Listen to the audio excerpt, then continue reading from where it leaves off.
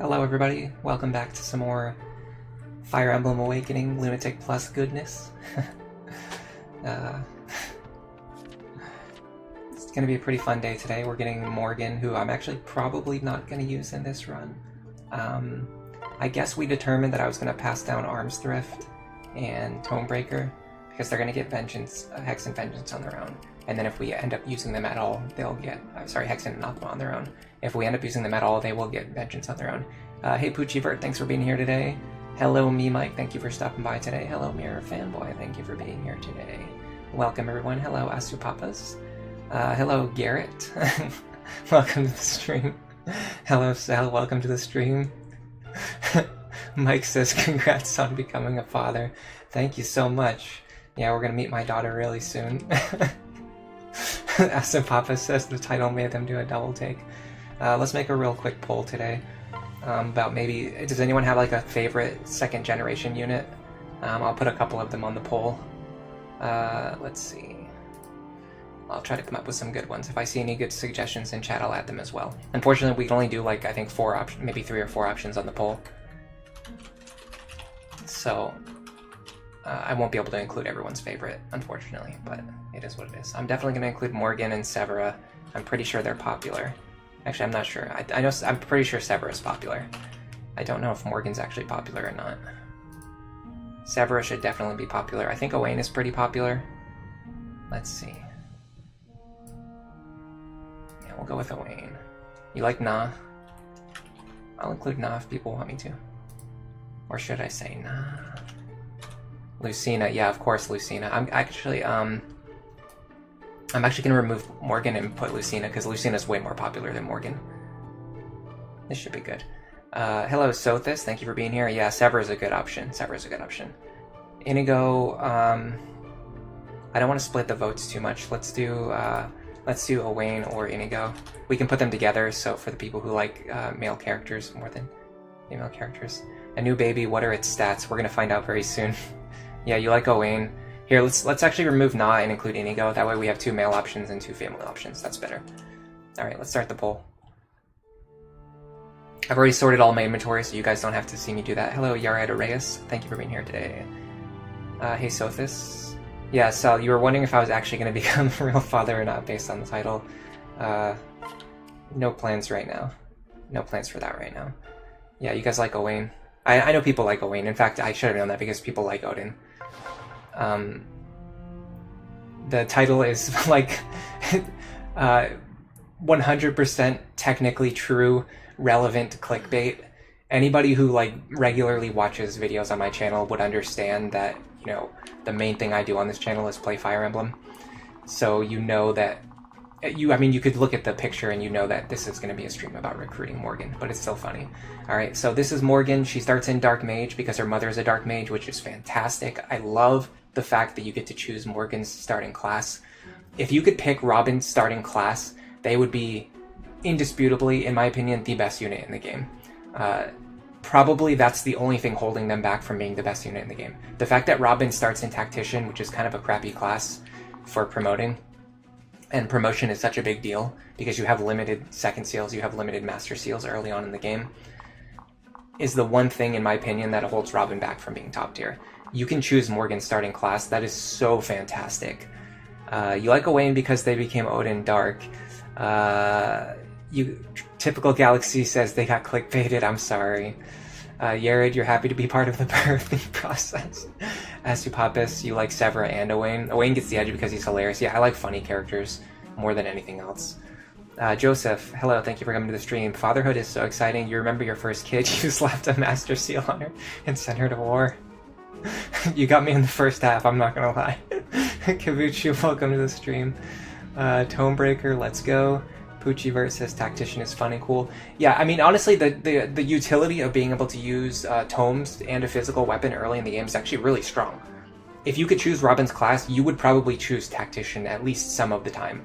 But the ability to choose their class, like you can do with Chris in Fire Emblem 12, would make Robin even better. Because then you could just start them in Myrmidon, you could just start them in Mercenary, you could just start them in Mage or Dark Mage. it would open up so many possibilities. It would push Robin to honestly overpowered, like broken territory, but I would love it so much. You had Owain single-handedly carry the game. It's that's really fun when you can do that. If Awakening gave Offspring, honestly, I actually don't think I would like Offspring seals. I think the children are perfectly good exactly as they are. They're pretty underwhelming in terms of combat when they first join, but the trade-off is that they essentially get like a perfect mix of skills that Generation 1 characters really can't get. And it allows you to plan out their builds more, which is a very big deal. It really pays off. The ability to plan out their builds gives you a lot of flexibility. All right, so let's stop. Excuse me. Let's stop wasting time now. I got a really funny comment earlier today. Someone told me to stop padding my videos. They were like, "Stop using filler and padding your videos." I'm like, "No, that's just how I talk." All right, so we got reinforcements on this chapter. They're not as bad as they seem at first, but this is one of those maps where if you don't know the reinforcement order, this is one of the maps where reinforcements can be extremely scary. So you have a Thunder Mage who spawns here on turn 2. Not really a big deal, but turn 2 is kind of early. The really nasty one is the... where's the central staircase? Are they talking about this one? Is this the central staircase? I need to make sure that I'm looking at the right staircase. I think this staircase here is where the Elwind Mage tomes. The Elwind Mage spawns on turn 4. So if you leave any flyers like around here, the Elwind Mage can spawn and then just like hit them. The good thing is your flyers tend to have pretty good resistance stats, so they don't really get one-shot by Elwind Mages anymore. And then at these top stairs, they tend to spawn flyers, as well as there is a flyer who spawns from, I think, here and then here on turns 5 and 6. So you can have flyers that can kind of reach pretty far across the map if you're not able to block these stairs fast enough.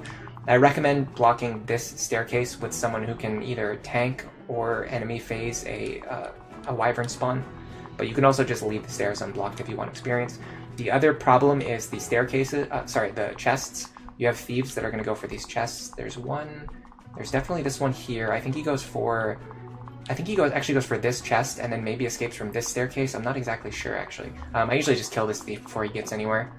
And I thought there was another thief around here, but I guess not. So as long as you can get to this thief fast enough, you can probably stop him from escaping. I did not do any practice before this map. Earlier this week, I was playing... I was doing research and work for my Iron Man run. If you guys want to see the spreadsheet, I will show it to you soon. I want to play the game a little bit before I do anything like that, but I will show you guys the spreadsheet today if you want to see it. But I know people are probably more interested in watching some gameplay, so let's get into the gameplay. Yeah, and in Awakening, you can also level up the child units pretty fast too. Yeah, that's another thing. Oler, and welcome to the stream. Your favorite is Jerome. Yeah, Jerome is awesome. I love Jerome. The chosen heroine has arrived, and her name is Cynthia. We're using Cynthia. She's very quickly becoming good. She's not our best unit yet, but she is very quickly becoming good. How many Risen did I invite to meet the baby? It's a bunch. Yeah, there's like... I think you can actually check quickly. There are... No, 32. Maybe 34 enemies. So there's 34 enemies, and then there's a crap load of reinforcements. So there's probably like 50 units on this map. I invited enough. Hello, Browser. Welcome to the stream. You remember this map being absolute heck to deal with solely because of having to train Morgan into Dark Flyer. You married Saria, and you had no class that can go into Dark Flyer except for Pegasus. What you can do is promote your units, train them up to level 10, and then switch them over to Dark Flyer, but that is kind of a slow progression path, yeah. The thing is, I don't think every unit needs Gale Force. Like, if I was doing this build, like, if I was going to use this Morgan, I'm probably not going to, but if I was going to use this Morgan, I wouldn't even try to get them Gale Force. What I would do is just make them into a Nosferatu tank, and they would be incredible. They're already very good at that. Like, I could promote her right now, and she could be almost as good as... I could just have, like, a second Nosferatu tank. She's a little bit slower, but she'll catch up quick.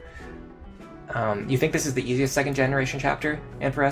Yeah, so the only scary thing is the reinforcements, really, especially because they have flying. And if you don't know if you don't have the wiki open, if you don't know the reinforcement order, you don't know, like, you know, when are more flyers are going to come running out of these stairs and hit me from 10 tiles away.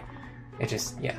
The thief goes to the top left chest, and he escapes from the leftmost tile. So, okay, so once he reaches this chest, You have to kill him. I think what I normally do is I push up the left-hand side, and then I just have a Gale Force unit run up and kill him after he opens the chest, and then run back. But we'll figure something out. The thieves don't leave from the stairs on this map. Oh, okay, in some maps they leave from the stairs. Alright, so if... I want to test a couple things out. If I can run to the right and kill all these units over here very quickly, I won't need to use anything like a rescue staff. I can just maybe keep Morgan alive. I don't know. We're going to find out. I have to see what my combat looks like against these enemies. So we're getting into it. We're kind of doing some testing. Earlier this week I was doing practice for my Iron Man run, so I did not practice this chapter at all. We have to be a little bit careful. This guy's going to do 44 damage to Sumia with Rex Caliber. She can take that. She doesn't necessarily need to, but she can. What do the other ones have? I know this one guy has Rex Caliber and Luna as well. Oh, here's the other thief. Here's the other thief. I'm not sure where he goes. I knew there was another thief. I'm not sure where this one goes. Well, honestly, I'll leave him alive and find out. Might be kind of fun. This guy's not a concern to me at all. Alright, so let's do this first. We're going to do Silver Lance. If we get a dual strike, we'll kill him before he hits us. We also have a higher than 50% chance to dodge, and if he hits us, we survive anyway. Oh, he has counter. I didn't even clock that. That could have been way worse, but at least... You guys can tell I'm not on my best game today. At least if that went horribly wrong, it was at the very start of the chapter, so we could have just laughed about it and started over. It definitely feels like a relief to not be playing on Iron Man mode anymore. I absolutely should have put Noir up here and Lucina down here. That was another misplay, but that's okay. Alright, so what I'd like to do is actually kill this guy. Can't do that because Lucina sucks.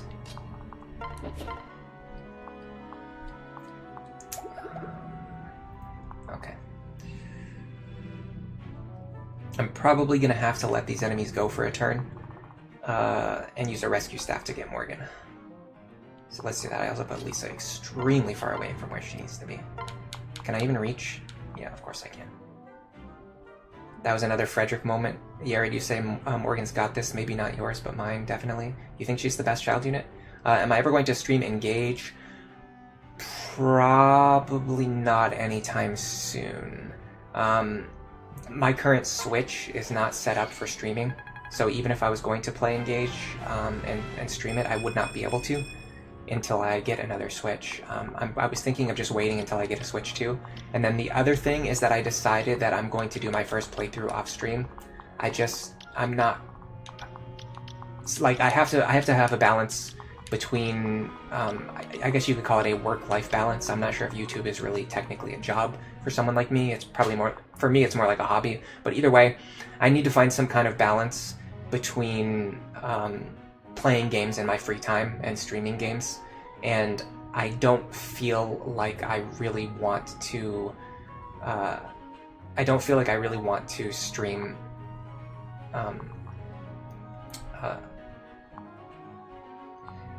Awakening. Sorry, I don't really feel like I want to stream my first playthrough Engage. I would just want to enjoy myself, take my time and play it off stream at my own pace. So it would be like a second playthrough. Whenever I come back and feel like playing Engage a second time, I would consider streaming it.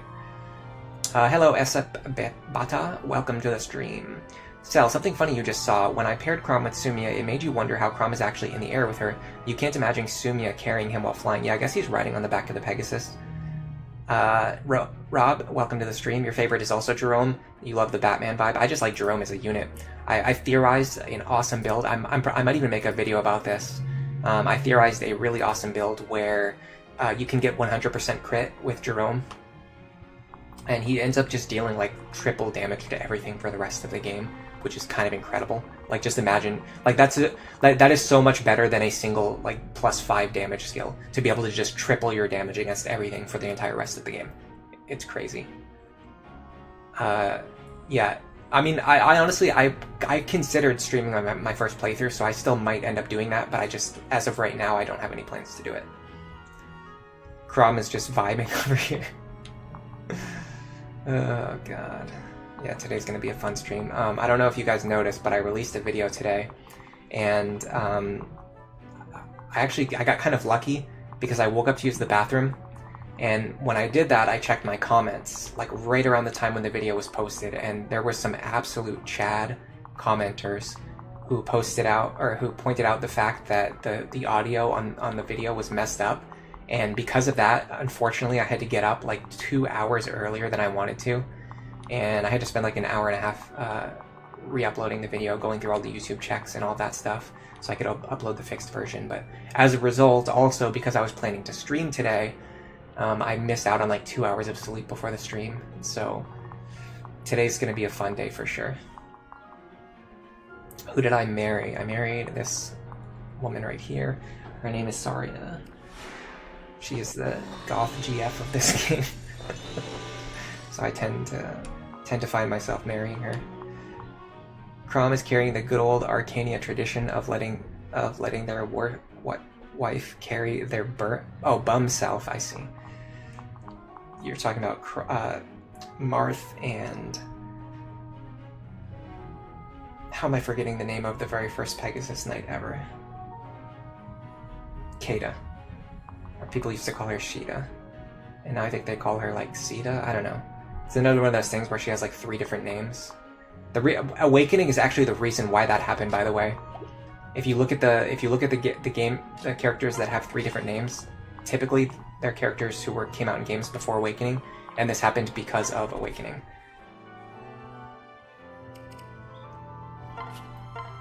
Awesome. I gotta say, between Morgan and Noir, I think Noir is by far the best, the superior of the 2 daughters. Like for this playthrough, like she came out incredible. Look at her stats. This is her as a level 2 bow knight. Like we just promoted her.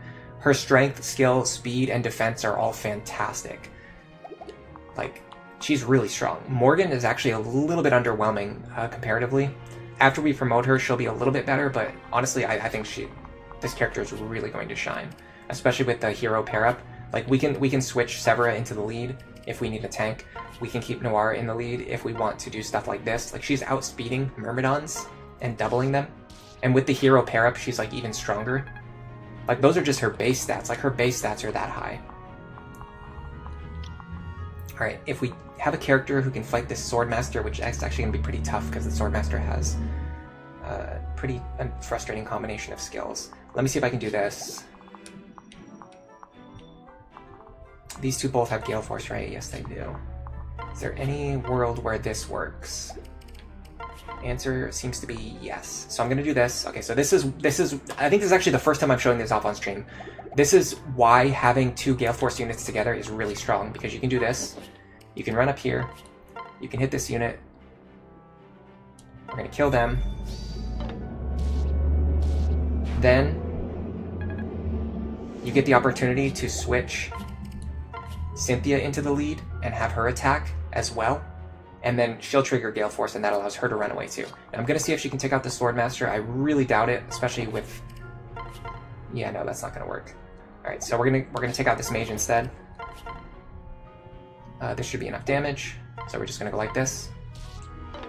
Nice dodges. We got another Aether proc, that's fine. Now, because she procced Gale Force, we can just run out of the range of this Swordmaster, and we don't have to deal with the fact that he has really frustrating combination of skills. We might even consider putting somebody in range of this Rexcalibur mage. Let me see what the matchup looks like here. It looks like another one where we do actually survive. So what I'm gonna do is I'm actually gonna go like this. I'm gonna put Sumia here with a javelin equipped. I want to use the steel bow, and then I'm going to... I gotta be very careful because I need to make sure I have a staff use available. Yes, I have a staff use. Okay. Yeah, we can use the staff. I'm gonna talk to Morgan. I'm going to pair up immediately. Morgan is going to... Unfortunately, I would like for her to get a Master Seal right now, but I don't think she can. Because if she stands next to Sumia, I'm not going to be able to heal Sumia. In fact, I can actually do this. Hold on a second. I can mend here. Hold on a second, though, because we determined that she takes 44 damage, so healing to 42 won't be enough. So we have to use We have to use Lisa for this. So we're going to dance for Lisa. Lisa's going to go here. I can actually go into the convoy and take out a Master Seal. I should have one. Yes, I have one. Okay, I'm going to take a Master Seal. I'm going to heal you back to full. Then you are going to transfer your father over to your mother. You are going to take this Master Seal. Honestly, we could probably sell this Master Seal and get more value out of it, but it's fine. If Morgan turns out decent, I mean, it just means we'll have an extra Nosferatu tank going into the end game, so I don't mind it at all. Hello, Kibichu, welcome to the stream. Sorry I didn't notice you right away. Hello, Gabriel Alcala, welcome to the stream. Kind of based, yeah. I've mentioned. I think I mentioned this during the last stream. I'm not going to go over it again and again, but I really like. I really like goth women. Rob says best girl. Alright, so this is her stats after promotion. They're definitely better, but she's not as fast, and her magic is not as high as her sister's strength stat. So and her defense is like pretty much equal. So her offense and her defense are not going to be as good. But that's kind of made up for by the fact that Nosferatu is an extremely powerful tome. So, I don't know, we might be able to use her. Hello, Richard Briggs. Morgan takes a bit to get going. However, once you get Morgan, becomes like the best child and close to being as good as Robin. Yeah, I agree with that, actually. I agree. Morgan has the potential to be one of the best units in the game. I just don't always, like, I just don't always use the best units in every playthrough. Like, in this playthrough, I'm very committed to using Noe and Lonku. And as a result, that's 2 deployment slots that I don't really have to use on better characters. Like, there are better characters. I could absolutely be using better characters than Noe and Lonku. But I'm using them because they're fun. And I really want to... I've kind of alluded to this, I've kind of foreshadowed this a little bit, but I would really like to kill the final boss of the game with Lonku if I can. It should be possible, but we'll see. Kibichu, you're talking about how you had Owain paired with Gale Force Morgan. Yeah, I've done stuff like you can either use Brady for this or Owain for this, and then pair them up with like either Morgan or Lucina, and you basically have like Gale Force Brady with Gale Force Lucina, or like Gale Force Owain with Gale Force Morgan, stuff like that, and you get the same value as like what we have here with a Gale Force duo. But because they're male and female, they can also get the S support, which means they end up having like an 80 or 90% dual strike rate, which is fantastic. You thought the Rex Caliber dealt 34 damage? I thought it was 44. I mean, it doesn't really matter. Being on full health is better than not being on full health. Alright, this duo can go forward. I'm actually very curious if they can take this guy, because if they can, I want to stand in his range. Let's move this pair back first, and I'm going to rally speed. Just in case she needs some extra speed. Okay, so this guy has 30. Wow, this guy has 32 speed. That's pretty nasty. But with the hero pair up, we would double him anyway. So we will double him. We have the healing advantage of Nosferatu. He is going to deal... Where did I put my darn calculator that I always keep with me? Rob, you're going to watch the Lisa video. You can watch it after the stream. I think that one came out really good. Spin did some awesome edits. Also, hey Spin, thank you for coming to the stream. This is Spin, by the way. He is the person who's been editing the videos. I'm actually going to make him a moderator. I haven't done that yet.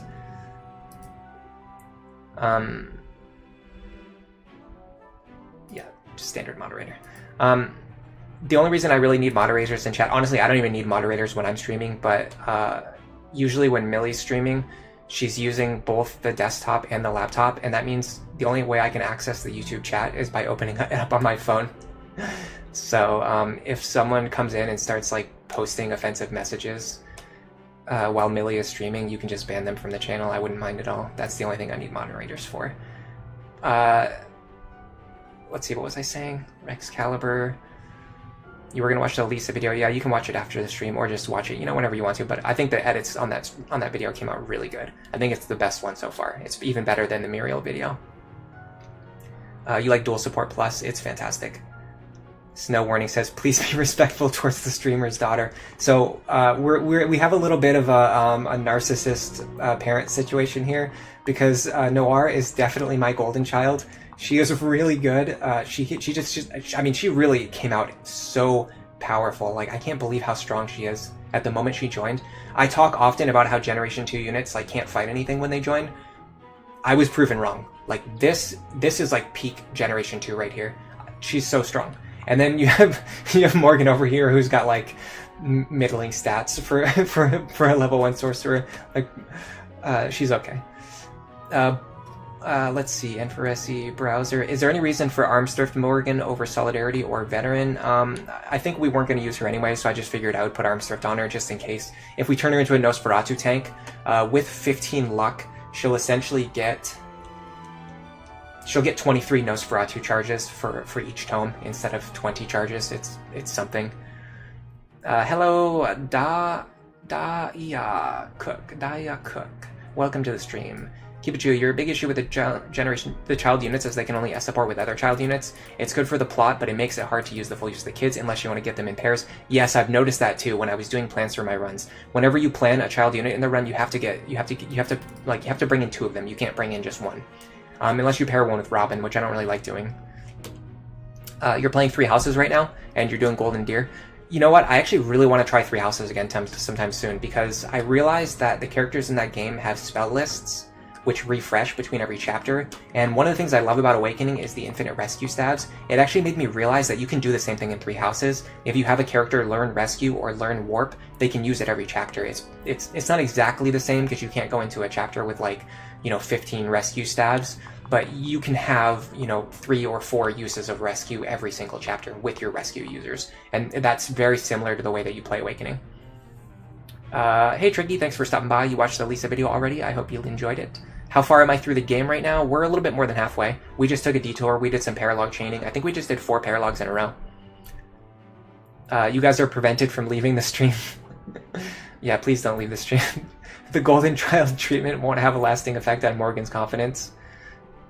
I hope not. Alright, oh yeah, so let's get back to what I was doing. So this guy does 42 damage to Saria.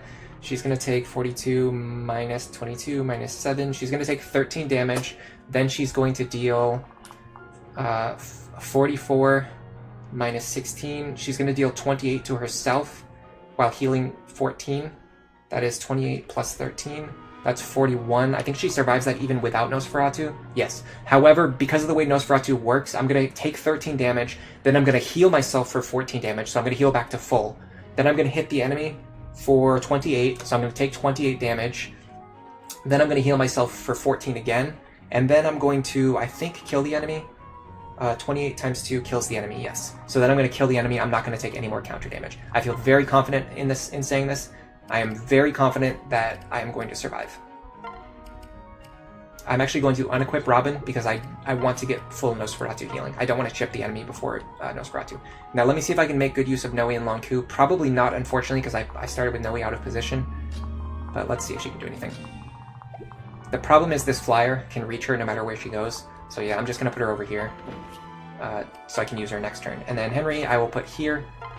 It doesn't really matter because we already got Hex and Anathema from Saria herself, but it's okay. Hello, Snow Warning.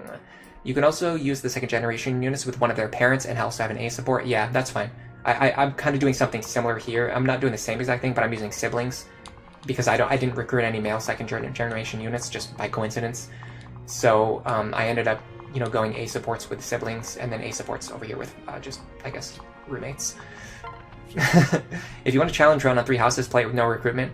Honestly, I'm not even that good at 3 houses. I don't really feel the need to do like a challenge run in 3 houses. I would just play it normally. So the thief opens the chest. We're going to kill him next turn, so that's fine. We got the dual guard that time. It's okay. Even if we didn't, it would have been fine. Alright, so we would heal for 14, then damage ourselves for 28. Then we would heal ourselves again, and then not take any counter damage. That's more or less what happens. Things happen kind of how I said. The only difference is that the guy didn't actually hit me, but it's okay. It's kind of a good thing. Let me check something.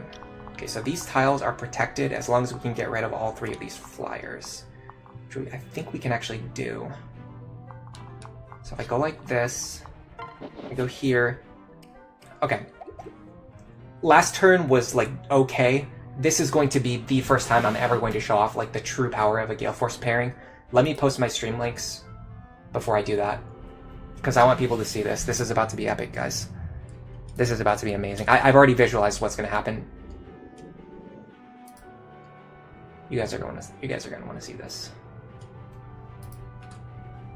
And let me also make it so I don't get any Discord pings while I'm streaming. I know you guys hate that.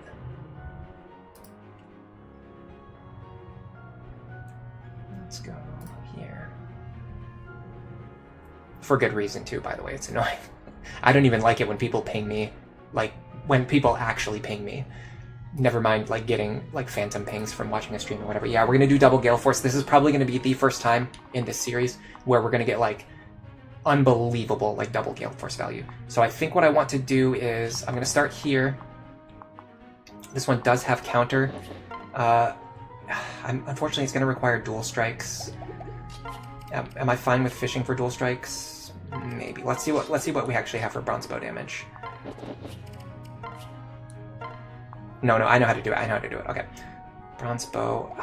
I need a little bit more strength. The fact that Lucina is just slightly too weak to do this. It's kind of ruining my plans. It's ruining what I wanted to show off. You think Henry's stats look depressing compared to Morgan, and this Morgan doesn't even look good?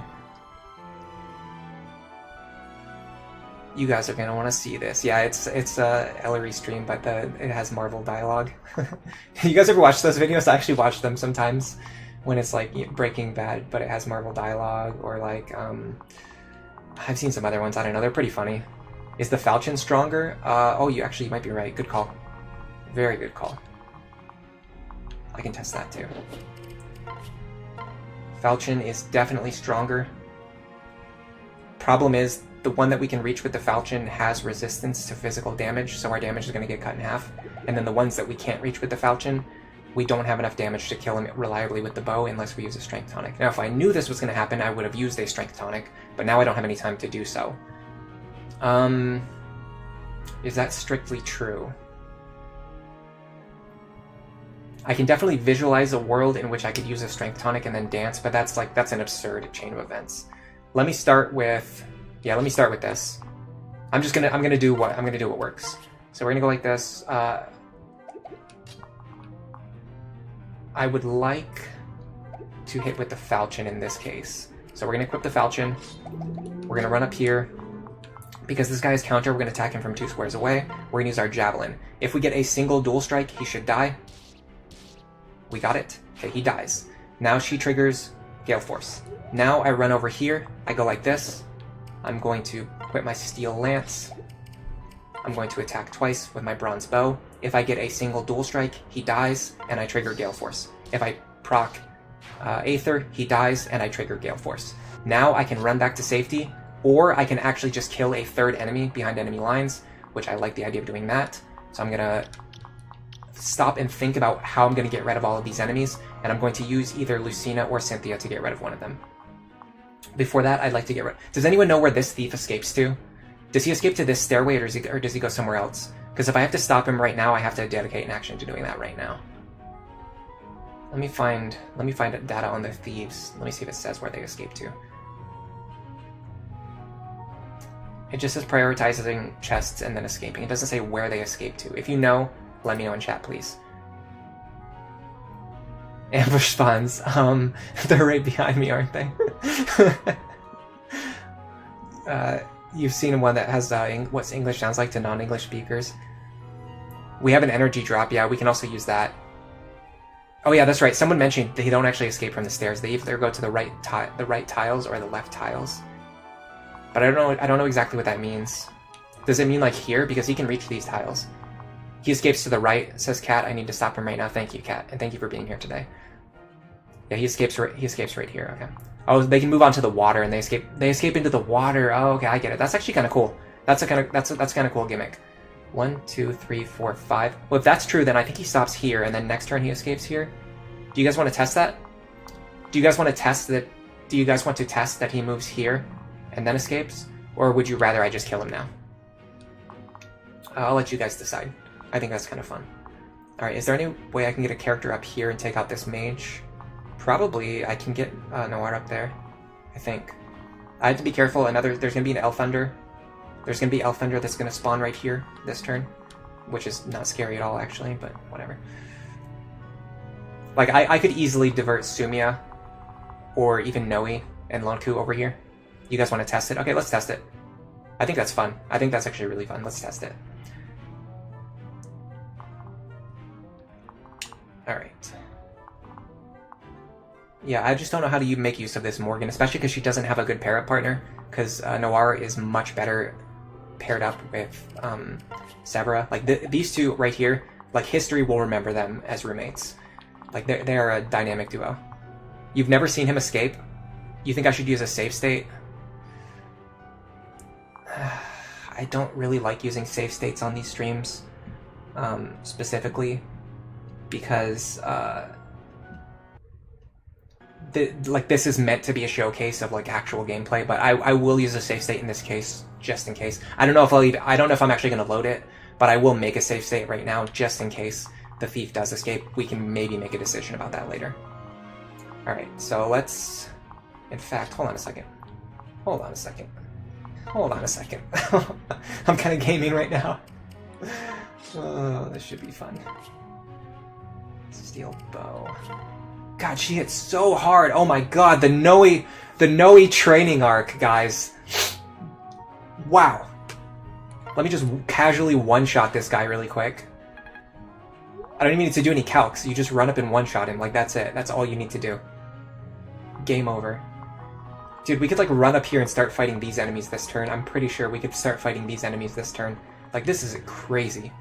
This is unbelievable. Alright, let's think about the next thief. We're gonna have to stop him soon. And then I guess he's gonna escape through this path.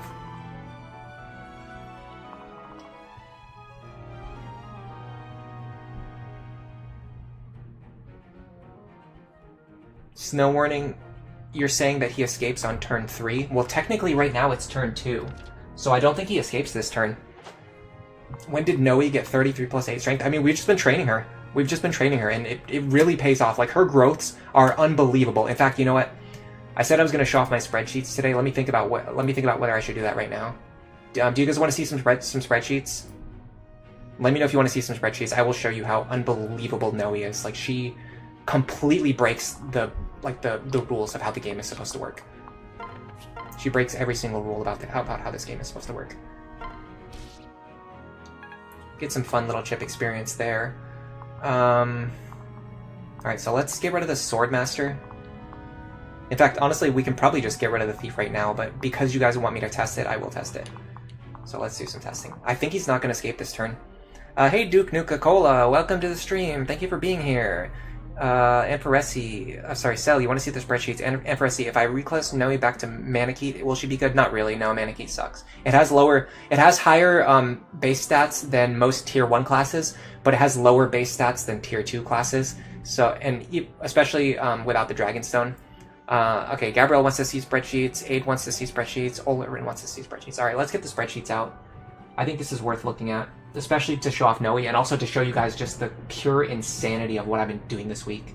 Like, it goes beyond anything that a human should ever do. You guys think the WAD might be wrong? I'm not sure. I think it's worth testing, honestly. I really think it's worth testing. It's worth testing. For me personally, like, I usually don't feel confident about something until I have personally tested it. Okay, I might just dox myself right now, but probably not. I'm just going to turn on the browser source that I had set up earlier in the week. It's actually not even showing up. Yeah, so hold on. So it's definitely not going to work. Okay. Oh, I see why. Is this it? Cancel. Go here. Go here. Click the browser source. I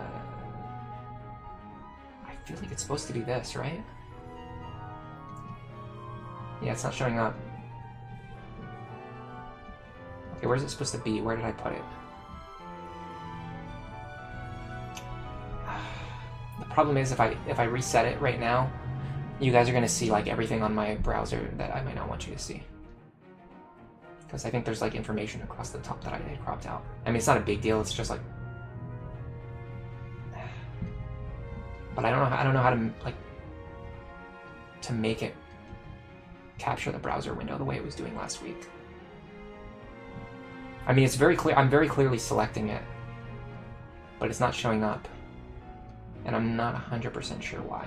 But if I reset it, like if I remove it and then I add it again, I'm gonna have to do all the cropping and stuff again, which I would prefer to do off stream.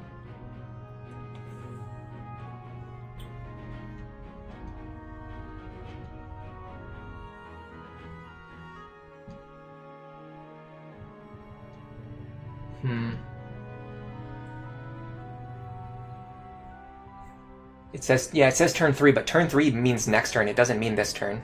Turn 3 is actually next turn. Hello, Mega Gengar. You've never played Fire Emblem before. How did you end up here?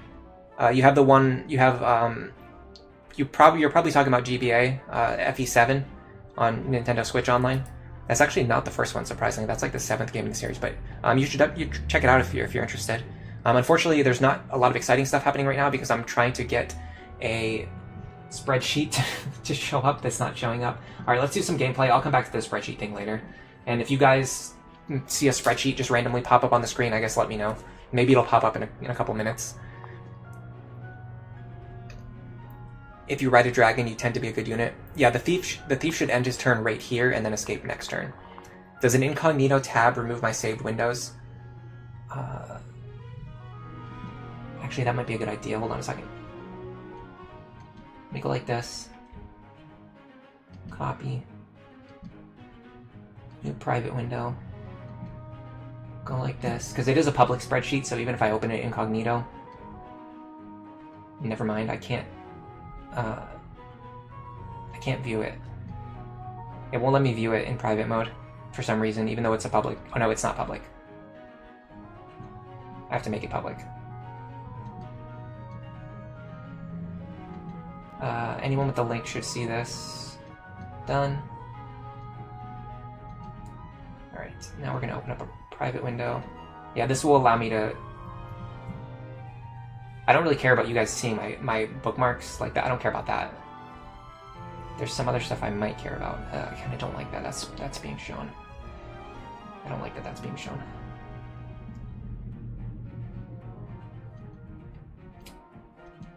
Alright. I'm just going to delete this. I'm going to add a new browser source.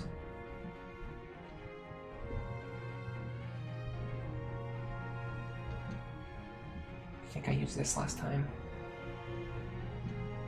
No, that was not it. Hello. Am I in studio mode? I don't think so. Did I just do it this way? No, that was not it. I'm trying to figure out how I even did this.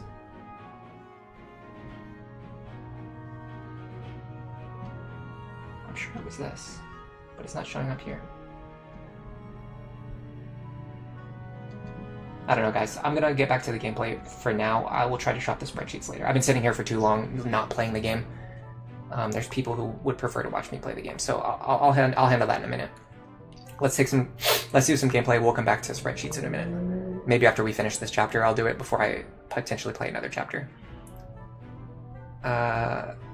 Minerva in her class has wrought an unmitigated damage on the FE meta. So the thing about Noe specifically, though, is that her growth rates are like, I want to say like 150% higher than every other character in the game.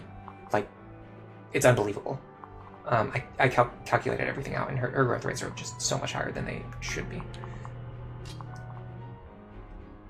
I would actually... I kind of actually want Severa to get some combats in, because right now Noir is a little bit stronger, and it would definitely benefit me if Severa starts catching up. And these guys give pretty good experience, too. It's kind of funny that I beat him even with the Axe matchup. Oh, hold on a second. Where is... Oh, okay, hold on. Yeah, I can do it this way. Does this guy have counter? He doesn't have counter. Okay. I go like this. I can hit this guy with my Axe twice. If I get a dual strike, he dies. If I don't, it's okay. Now I dance for her. Now, I think we can take out this guy before he does anything. No, because he has counter Aegis. Okay, what about this guy? How much damage does he do to me? 33 minus 11. I don't think I can take this. 22. I actually don't take this, but I can heal her. This is the whole point of the Lisa Emblem video. Lisa's very good. Now I'm going to go up here. I'm going to continue training my axe rank. Axes are better than swords, so I'm going to be prioritizing training axe rank whenever I can. If I get a dual strike, I won't take any damage. Good. Gets a little bit of experience there. Now, what does this guy have? A silver axe. Okay, I can work with that. So if I go like this, how much is he gonna hit me for? 39. Definitely not gonna kill me. Okay, so if I have a couple of options for how I want to handle this. But if I go like this, I can kill this guy now, guaranteed. And then the axe fighter will run over and attack me. He has counter, but it won't matter because I have a bow equipped. This is one of the reasons why having a bow equipped is actually a good thing in Lunatic Plus mode, because this guy will hit me, and then I won't hit him back, so I will not deal any counter damage to myself, which is very good. Now, if you... Where's Henry? Okay. If you go here, you can one-shot this guy. I guess we use... We should actually use Arc Wind, or sorry, Arc Fire, because we can actually buy more Arc Fire tomes. We can't buy more Arc Wind tomes. So in a weird way, they're actually more valuable. Unless I find a new shop anytime soon. Okay, so this guy, we could very easily kill him right now. We're going to leave him alive, just for testing purposes. I will try to kill this guy right now if I can, though. It's not guaranteed, but it's extremely likely. Very close to 100, extremely close to 100% guaranteed. Okay, now the Elfthunder Mage is going to spawn here. He can move 1, 2, 3, 4, 5. He can target this tile, so I want to put her here so that she kills him on enemy phase. And then Henry can go up here, and everything should work out. So Elfthunder spawns, he moves here, we kill him on enemy phase, just as planned. Now this guy runs over, he attacks Lucina, he misses, that's okay. The Thief moves, yes, so he moves here, and then next turn he'll dive into the water and escape. Very cool. I'm actually extremely glad that we tested that.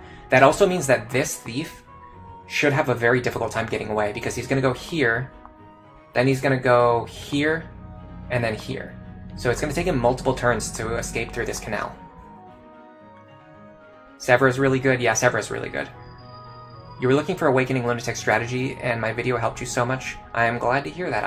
I'm actually really happy that people are starting to show interest in this game.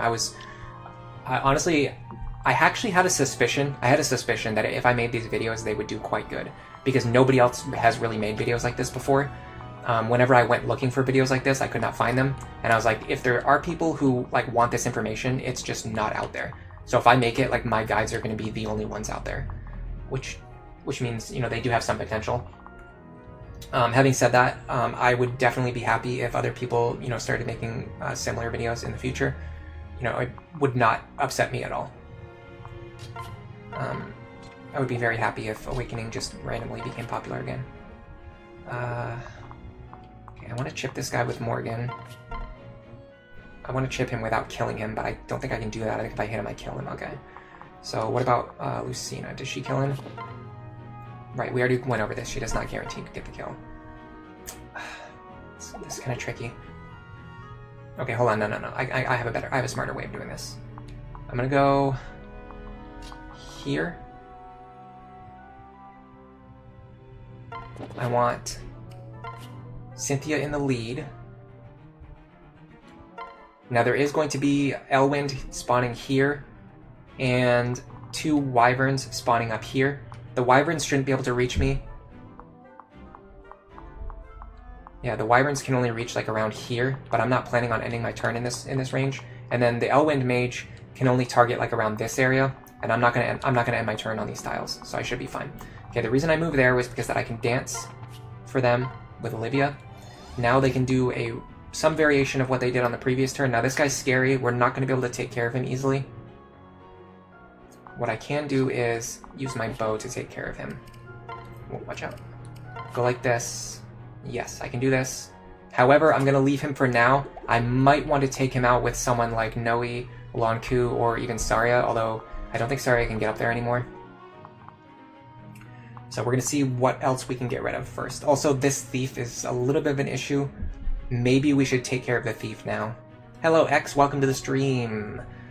Glad to see you again today. Good luck. Thank you very much. Yeri, do you want an Awakening remake? Awakening remake would be really cool. I'd love to see that. I don't want them to change too much though. Some people have said like they want to change it to be more like Fates. I do not want that at all. I want it to be I want it to be its own game. I want Awakening to be Awakening, and Fates can be Fates. I also just kind of happen to like the Awakening mechanics more than the Fates mechanics at this point in time. I've really grown to like them a lot through making these videos and other things. Alright, so there's going to be a guy spawning from here. Where does he reach? 1, 2, 3, 4, 5, 6, 7. Unfortunately, if I want to stand in his range, I also have to be in range of the Elwind Mage. However, if I stand here, I'm only in range of Elwind, and we already determined that she takes an Elwind, so maybe I leave her here so she kills Elwind on enemy face. This seems kind of crazy. In fact, hold on a second, I can use Crom for this. Yeah, I can use Crom for this. I can go like this, go here, and then end the turn with my Steel Bow. Now when the Elwind spawns, I will enemy face him, and then Crom can just move away because he can walk on water, but then he can also move onto floor tiles, which will give him movement. And then I'll go over here, switch to Sumia, and then dance for Sumia. So then next turn Sumia will be able to do whatever she normally does. Why is why is Henry here? Basically just to use Hex and Anathema, but also because I want him and Lisa to get an S support at some point in time, which by the way, that means they need to fight together one time today. So let's do that. Yeah, this is the play. I'm actually very glad that I just said that because it made me realize... I'm glad that you asked that because it made me realize that I can do this. Now, as long as I don't crit... Okay. This sets up a guaranteed kill for whoever I want against this enemy, which is good. I could feed experience to Morgan if I wanted to. I could use it to trigger Gale Force if I wanted to. I could give one of these two another kill. Hey Garrett, welcome to the stream. There's a lot of theory crafting for Awakening plus Lunatic online. Very few guides, a couple of Iron Man runs and the like, and LTC runs, but no guides. I had a lot of trouble finding that kind of information, but I don't know, I mean, there might be more. I mean, it's been 10 years, obviously there's some amount of information, but it's very, very little compared to other games.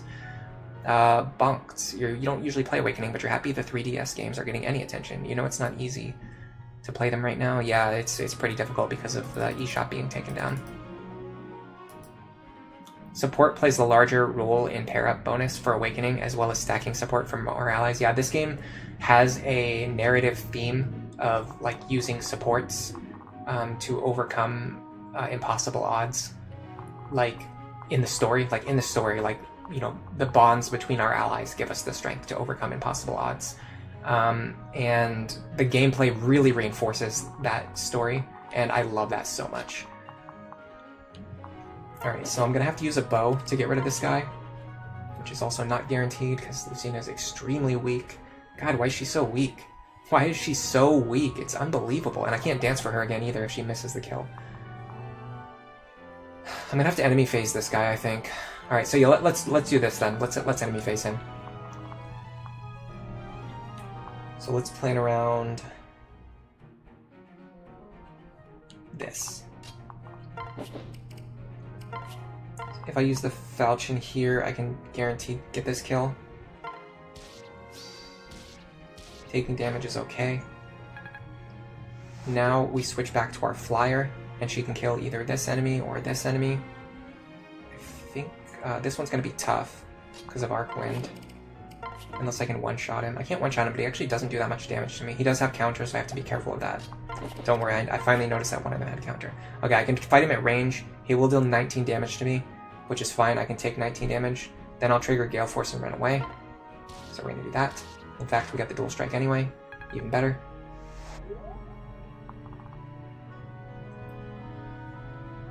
Now I can rescue them if I need to. Should I do that? Should I make a plan that relies on rescue? I kind of want to get rid of the thief right now. If I get rid of the thief right now, then I have to rescue. So yeah, let's do that. I'm going to give this kill to Lucina because she needs levels. She absolutely needs stats. Her stats are in the dumpster right now. This is not going to kill.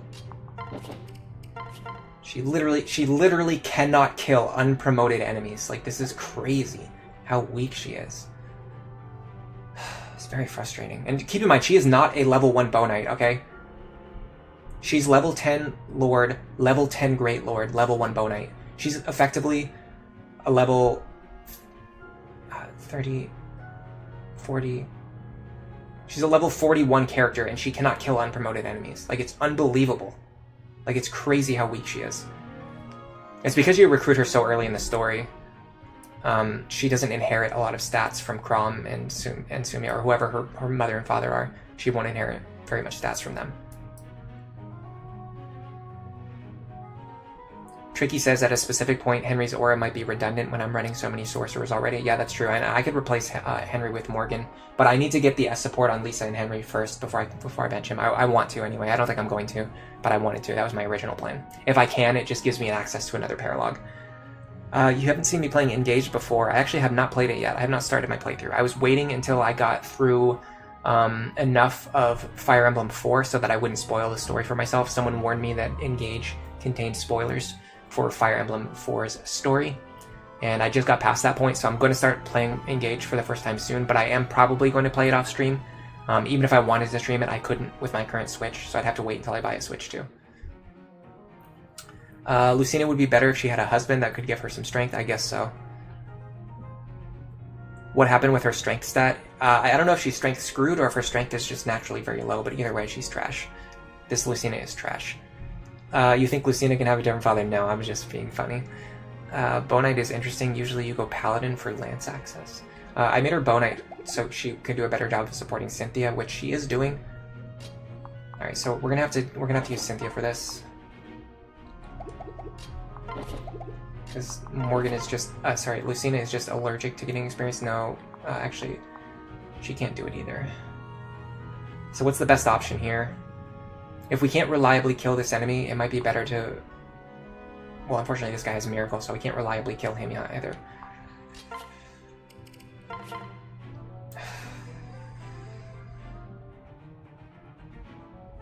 Damaging him's not really important either. Let's... Yeah, okay, I see the play, Let's do this instead.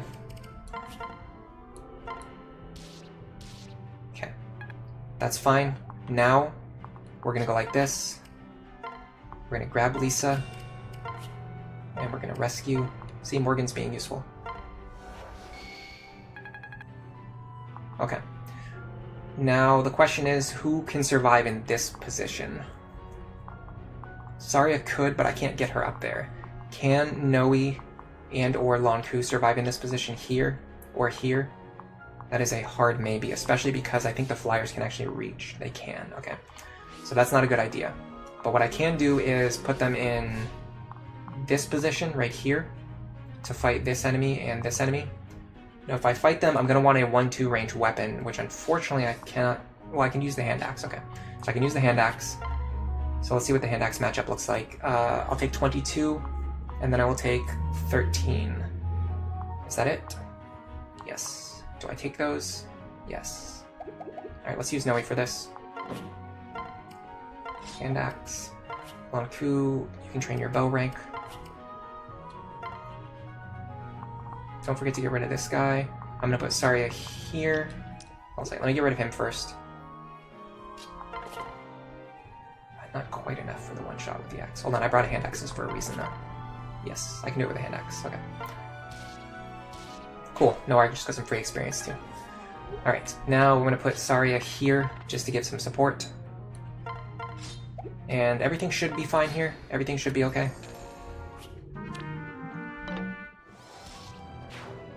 Let's test the other thief while we're here. Since we're doing this anyway, let's test what the other thief's going to do. That Lonku dual strike mattered. That got us a kill.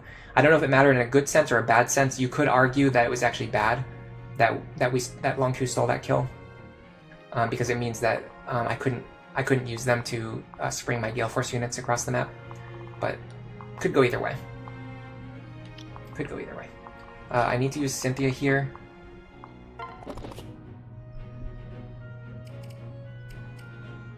Now we're kind of running into the same problem that we can't reliably kill this thief. We just don't have any way to reliably kill this thief. So I'm actually going to do it this way. We're going to go like this.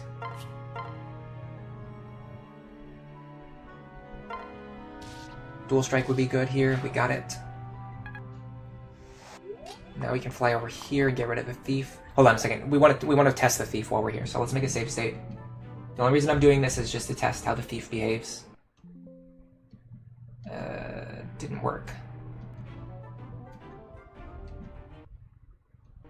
Worked that time. Okay, I don't know why it didn't work the first time, but it's fine. Let's see. Sorry guys, I got caught up on the game. You guys know how I am. When I get caught into the game, I tend to stop reading chat. Yeah, Engage has slight spoilers for all Fire Emblem games. What's funny is I've actually played almost all of them at this point, so I just really needed to play Fire Emblem before to avoid some spoilers, which it's kind of something that I sort of like, I didn't really know, but like you can kind of you know what's going to happen in Fire Emblem. If you know anything about like the mechanics or the overall story of Fire Emblem 4, like you have a general idea, you know what's going to happen about halfway through the game, but either way, I didn't want to directly spoil myself without at least playing it myself, especially because I was streaming it. I wanted people to get my genuine first reaction.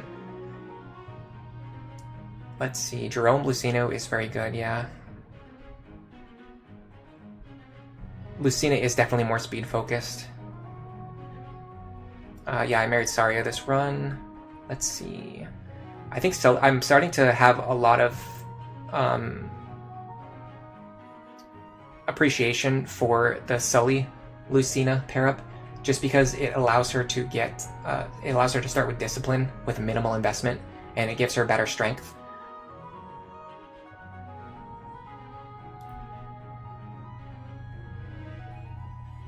Tricky's analyzing my Lucina right now. Just let me know if she's how far below the average she is right now. That would be fun.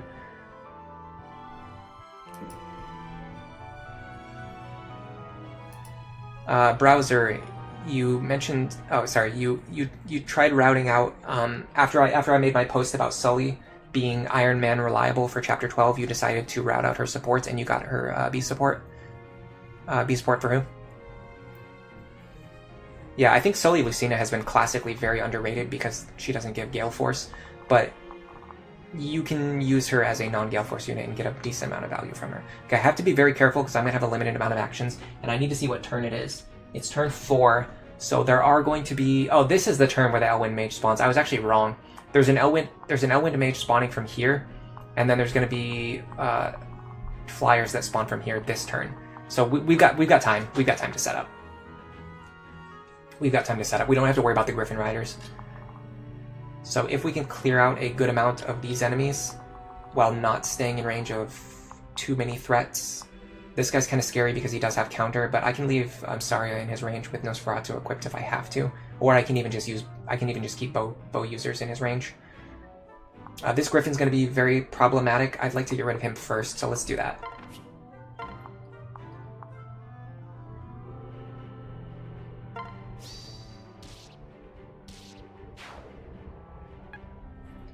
Now this is tricky, because if I don't use the second seal right now, I'm going to waste a lot of experience. I didn't think about that. Now Lonku can go here with a bow equipped. Let me switch her to Lance. I want to grind her Lance rank a little bit. If I stand here with a bow equipped, the enemy can hit me with his axe. If he wants to. Ooh, nice lethality proc. We did an awesome 2 damage lethality. If this guy hits me with his axe, it's fine. I won't hit him back, so I won't deal any counter damage to myself, and that's the key. That's the key. Now we need someone to get rid of this character here. Does anyone have a longbow? No. That should be fine. This guy doesn't really threaten her. So if I go here, again, Noir is really shining here, like way more than Morgan or Lucina. So if I go here, I go like this. Fortunately, this guy has Aegis too. I mean, I think I just have to go for it. I can get crits, I can get dual strikes. Now, so this axe guy here, the only characters he can attack are characters with bows equipped, and if he does so, they won't take any counter damage. Now what I have to be careful of is... Okay, this square right here is safe, So if I go like this, I want to hit him with Nosferatu so that I heal back to full. I really don't like the fact that I'm 2 points short of damage. It means I'm going to waste a Nosferatu charge. I guess it's fine.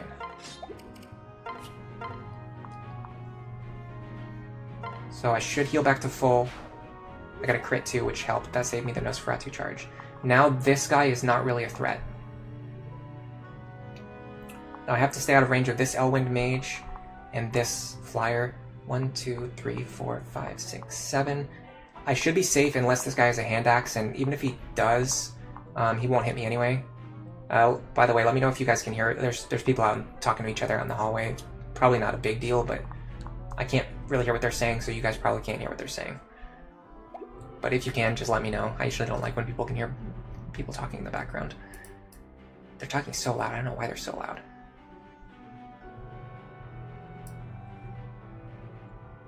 Tricky says, my Lucina has only gained +5 strength in her entire life, and that's across 11 levels. So, seems a little below average, but who knows. Cell, congrats on 50 concurrent viewers. Ooh, did we get 50? Nice. That's awesome. We're at 20 likes as well. Very fun stuff. Probably, I wonder if the clickbait title helped at all. Probably not, though, honestly. I was actually, at the last minute, I was thinking about changing the title. Because I was thinking people are going to see this title and they're, like, they might not know that this is a Fire Emblem Awakening stream. And they might not click, like, this could actually be hurting my click-through rate more than it helps. Funny enough. But I was like, you know what, I don't really care about my click-through rate that much. I think it's a funny joke, so I'm just going to do the joke. Alright, so this pair is going to fly up here. And they're going to... No, sorry, we're gonna let the thief survive this time because we want to test him. We want to do some testing. So you know what we can actually do? We can actually get rid of this guy right now. That seems like a really good idea. Yeah, let's get rid of him. And then I'm gonna do what I tried to do last turn, which is oh no, sorry, I already triggered Gale Force. Okay, that's fine. This guy can't actually kill us. He deals what is either 34 or 44 damage.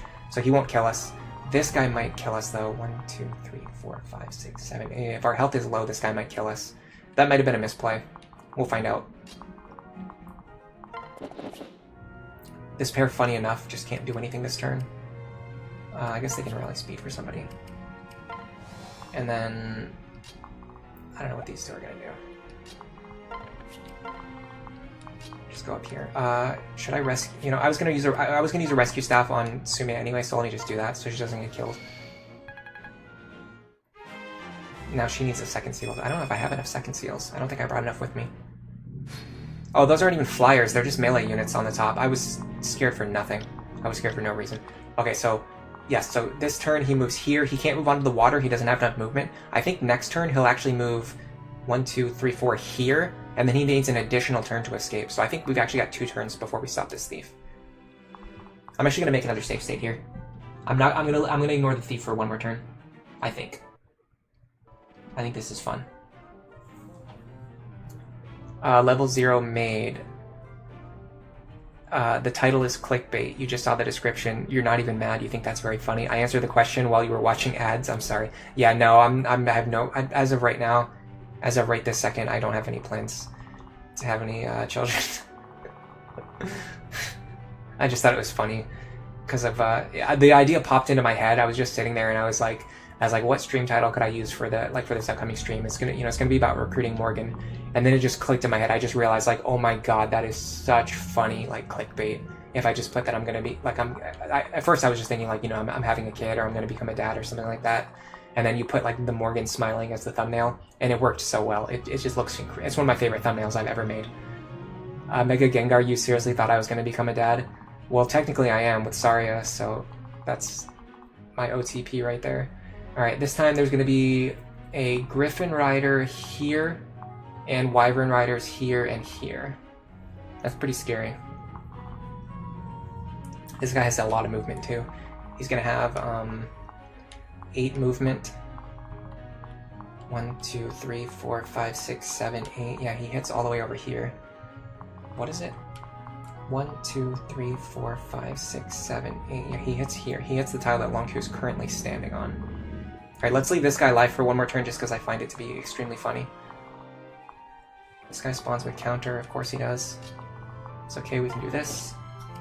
We can do this. We can just fish for not guaranteed dual strikes and then cry when we don't get them. Aether proc is good, that saves us. That bails us out. Okay, now we can switch to our flyer and kill another enemy. This guy does have Arc Wind. I have to be careful about that. We can probably get this guy. I don't know, actually, he's a Sword Master. If he was a Sage, we could definitely get him. I don't know about this Mage. I need the Parallel Falchion. And then 22. He's gonna deal more damage. He can. The max he can deal is no, it's not 27. Let me calculate the max he can deal. The max he can deal is 37 plus 2. The max he can deal is 39 damage. So we should survive no matter what. I don't know exactly how much he was gonna deal, but the most he could ever deal, like if I had 0 resistance, he would have dealt 39 damage. So I think I'd be fine no matter what. Browser, you thought the title was funny? I think most people who saw it would know that it was Fire Emblem. Snow Warning, you liked the title? You're glad I'm not actually like if I was actually having a child, you're glad I wasn't using that for views.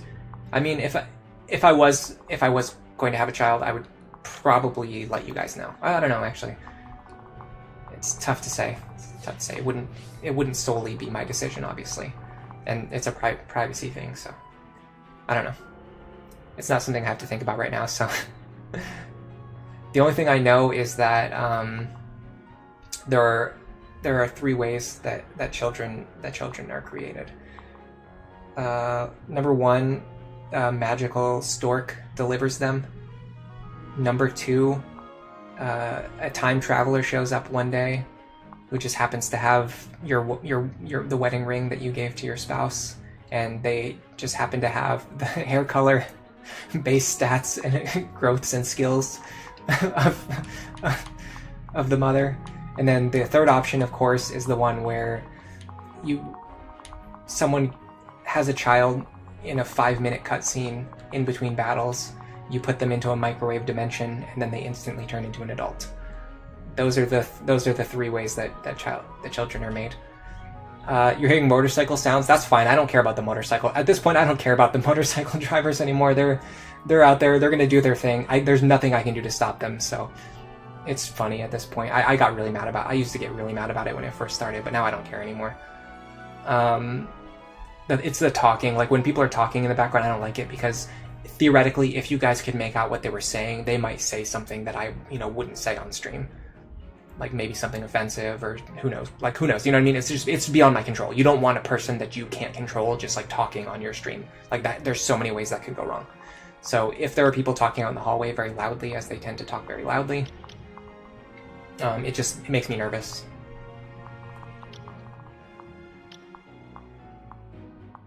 It's interesting that these guys don't have overlapping ranges because they really should. In fact, they do. It's just because of past they think that they don't. If I have a child, am I going to name them Morgan? No, I have ideas. I've had ideas for baby names for a while now.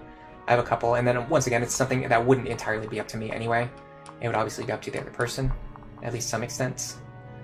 But yeah, I wouldn't name them after a video game character. Well, technically not true. One of the ideas I have for if I have a son, technically is the name of a character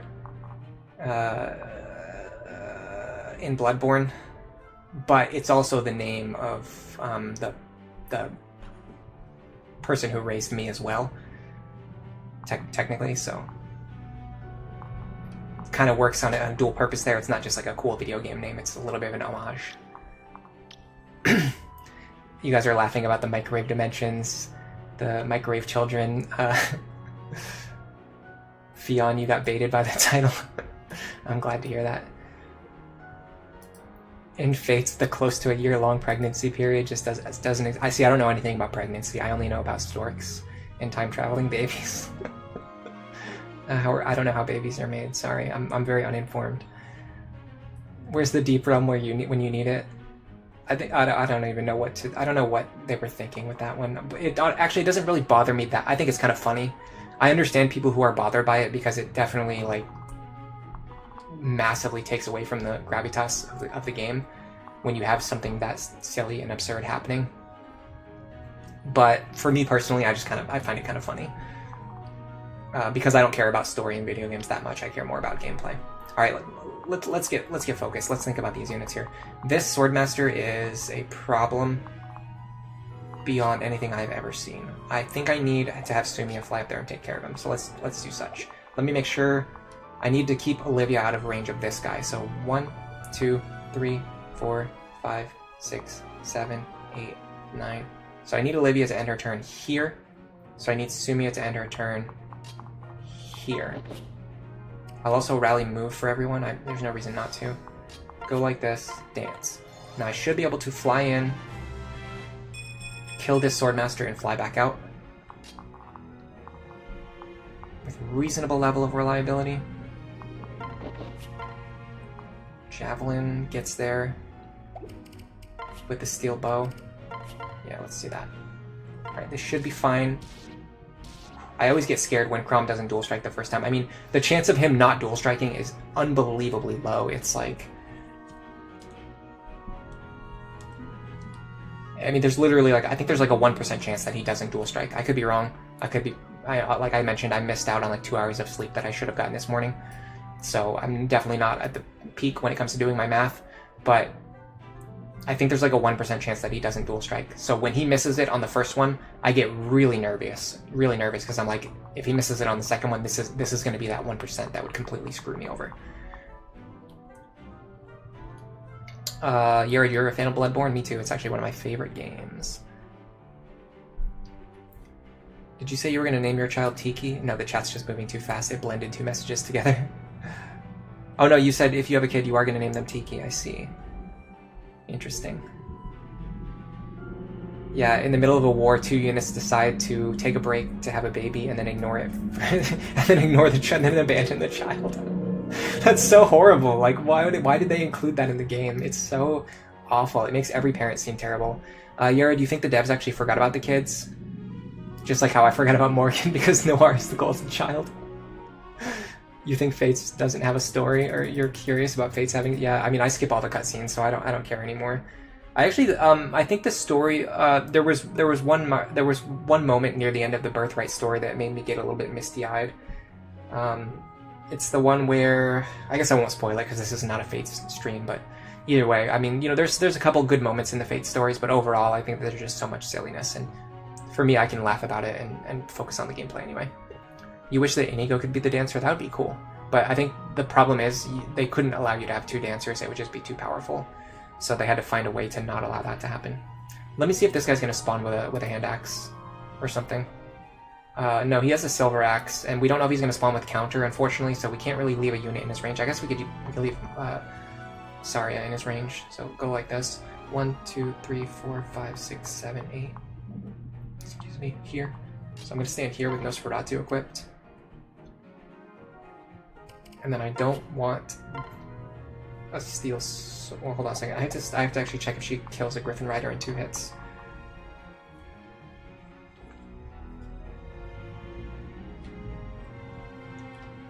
So they have 73 effective HP, and she has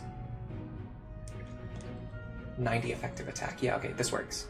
So if I go like this, so I actually want to unequip Ellery so that I get as much healing as possible. If I go like this, she can enemy phase whatever comes out of here, even if it spawns with counter. She will heal herself before she deals damage to herself, so she'll never die. I'm going to put Noe here for flying utility next turn. Noir can go here. Now these units have all triggered their Gale Force already, so the only thing I can really have them do now is just fly away. Can unpair these 2. Now, can they get to safety? It seems like the answer is yes.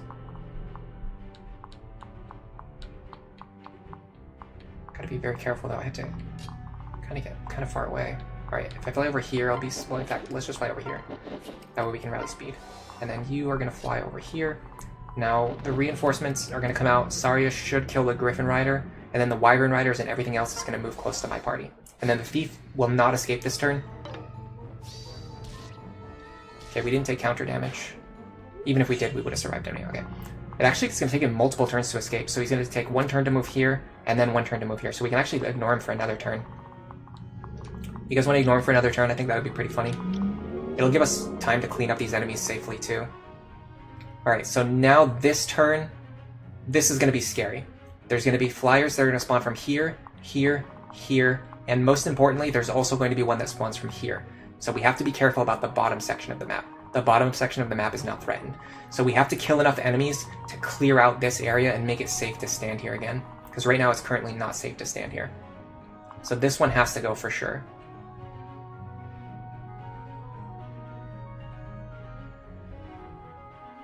This guy right here is very problematic as well. Can male Morgan inherit Gale Force? Yes. And you have more time to do it too. It's not time limited like Lucina is. You can take as much time as you can recruit Morgan whenever you want.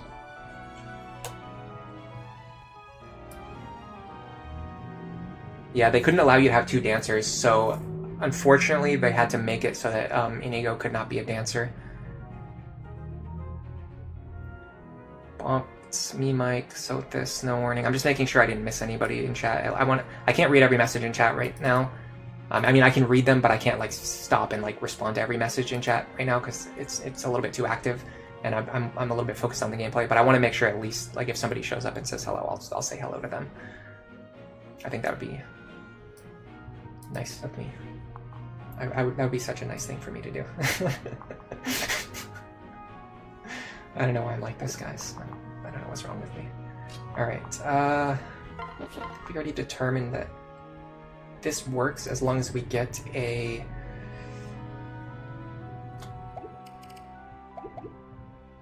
parallel falchion dual strike, but I don't like the fact that it's not guaranteed. Let me look at the range of these enemies first. So these guys actually threaten a lot of squares, but it's really only the squares that Saria is already protecting anyway. So if we can end our next turn in a similar formation to this, it would be good, but we have to get rid of like all... If we do that, we have to get rid of all 5 of these enemies. And that's kind of a tall order. That's going to be pretty tough. I mean, how many actions do we really have? Theoretically, this could be 4 actions right here, but that's just not going to happen. Like, it's not going to happen that way. This is only 2, so this is 6 actions.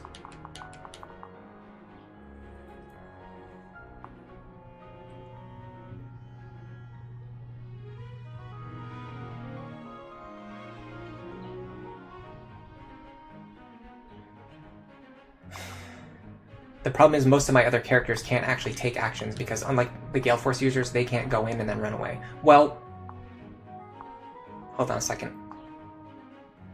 Technically, if Cynthia triggers Gale Force and then flies back, she can rescue someone back.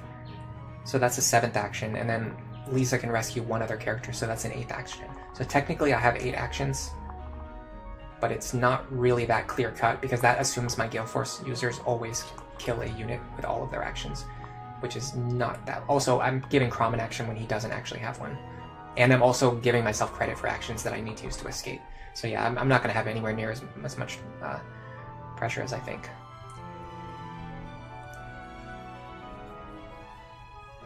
With Gale Force and Rescue, even 2 non-infinite dancers would still be pretty crazy. Yeah, it's just too powerful. Like 2 dancers is just too powerful.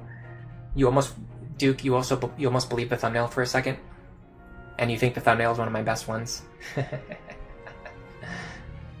It's honestly one of my favorite ones that I've ever made. It's so good. It's just the perfect mix of like clickbait while also being true, but it also just like looks good. Like the thumbnail actually conveys the idea of what I'm doing in this chapter, which is recruiting Morgan. Hello Yared, welcome to the stream. Thank you for being here. I'm so glad to see you today.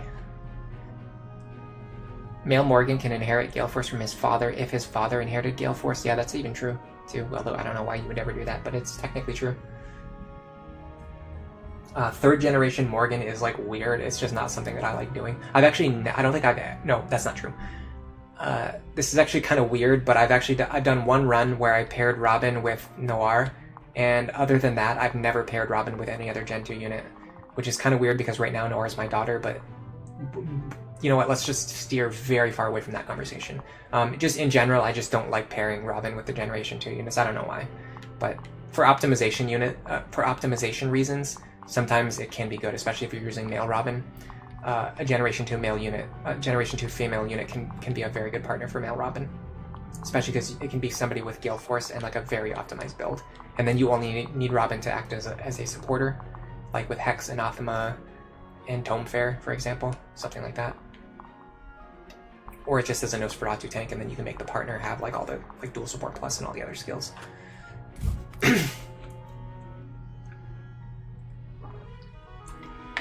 I love how I'm playing so slowly today. I'm sorry, guys. I'm sorry I'm playing so slow today. Alright, well, I'm going to start with this. Let me equip my Falchion. If I get a Falchion dual strike here, I can kill this guy. If not, I can technically dance for him. I can technically dance. Okay, we got it. That is huge. That is such a big deal. Now I can have Lucina kill an enemy. I don't think she reliably kills this one. Let's find out. You know what skill I really love, by the way? You know what skill I absolutely love? In Fates, the Apothecary skill that lets you use an item and then take an action. That's such a cool idea, and I wish that existed in this game. That would actually solve my problem right now. I could have Lucina use a Strength Tonic. Like earlier in the chapter, I could have had Lucina use a Strength Tonic and then attack in the same action, and that would have solved all my problems because all these kills would be consistent with a Strength Tonic. Now, unfortunately, because this guy has Aegis Plus, I can't use my bow here. I can use my Falchion. He's going to deal 33 damage at most, which is fine. I take 33. I don't take counter damage. I should be fine here. Let me switch to a... Steel Lance is fine. Switch here to a Parallel Falchion. Go like this. Nice, the dual strike helps. That bails me out, kind of. Oh, and Lucina finally gets level. Please get strength. Okay. Another pretty terrible level up, but at least she finally got strength. Okay, this helps a lot. Now, after I clear out these enemies, Lucina should be able to run back and then switch Cynthia into the lead, and then Cynthia can use her rescue staff. Can Severa kill this fellow? Probably not. She might be able to kill this. No, that's a Sword Master. Probably not. So we're going to do this. Once again, Nora is just incredible, guys. She's so good. So we're going to go here, here, like this. So what we're going to do is we're going to rescue her back to safety later on. We don't have to do it right now. This guy's not a threat. Well, he kind of is, actually. I kind of need to stop him from getting into my backline. But I can work with this. I can work with this.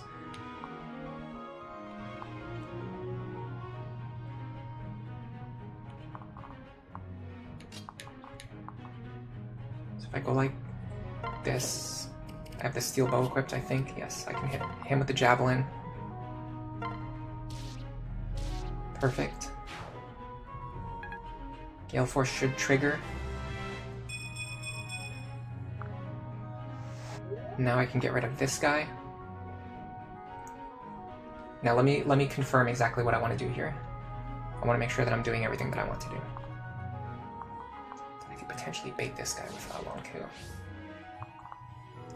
But if I do that, he's also going to be in range of the enemy response from here. I don't like that.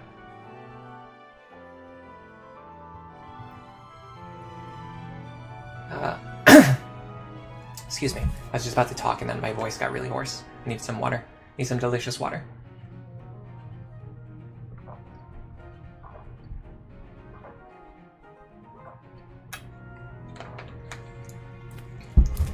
So good. Duke Nuka, one of the reasons you love Chrom and Lucina so much is just because of Dual Strike Plus. Yeah, honestly, like, Dual Strike Plus is hard carrying Lucina right now, despite the fact that she's stat screwed. Her very high Dual Strike rate, which is only going to increase, it's going to keep getting higher and higher, is very nice.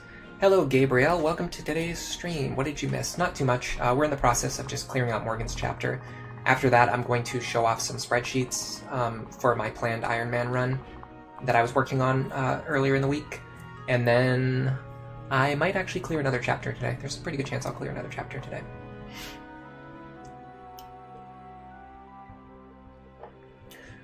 It would be awesome if you get the quick salve skill in Conquest more easily.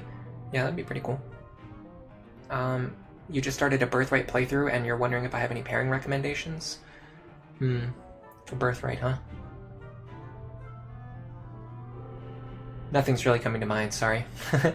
I'm not much of a Fates gamer. Even Birthright, which is the one that I've played the most, I just don't have like that level of expertise on the game.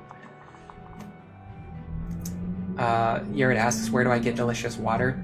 I have a water filter, so I just filter the water that comes from my tap, and it just comes out really good.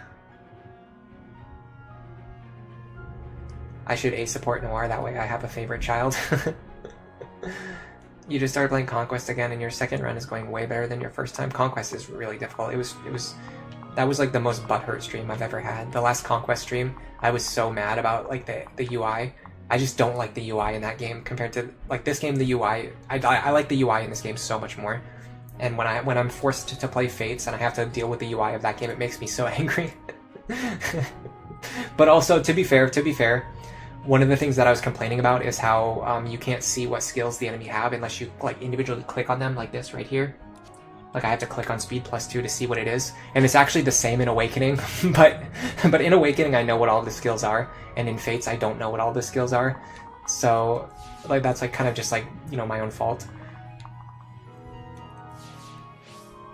This is pretty scary actually. I don't know if we can actually leave Saria here, because she's gonna be fighting this guy, and this guy.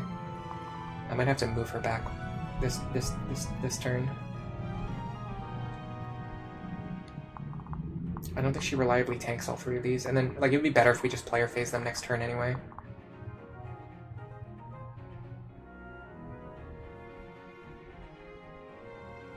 Alright, let's do this first. We're already committed to this action, so we're gonna go here.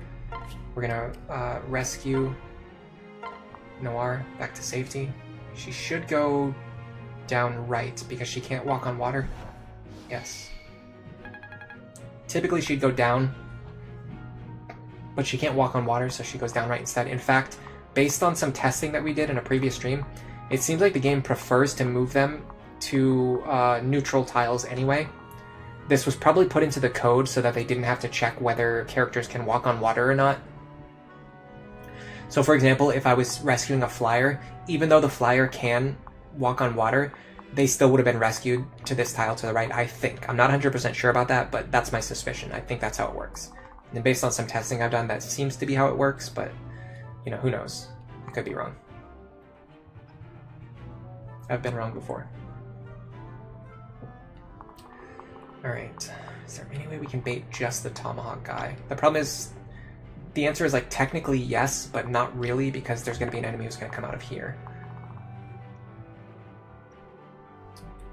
Alright, who do I want to give this kill to? Well, actually, hold on a second. We've been wanting to do this for a few turns anyway, so let's just do this for this turn. Let's use our second seal. We're just going to go right back into Sorcerer. It's just going to allow us to continue using Nosferatu and gain another 19 levels worth of stats. Oh, hey, Ducky, haven't seen you in a while. Am I ready? Am I really going to become a father, or is this something from the game? No, it's just like funny clickbait. It's true. It's technically true. So this is the chapter where the main character's daughter is recruited. Let me find her right here. This is Morgan. She's the daughter of the main character. So I made this funny clickbait title, which is technically true. I'm becoming a father today in the game. But no, I'm not really having a child. Kate and Hana. You like Kate and Hana? You're doing your first Conquest run and you haven't lost anyone. Are you doing Iron Man for your first run? That's pretty cool. Hello, Yared. You're saying hello. It's been a while. Didn't I just say hello to you like 10 minutes ago? I haven't seen Ducky in a while, though. Okay. Yeah, it's like 100% like true, like funny clickbait, basically. Alright, now I have to do what, technically one rescue.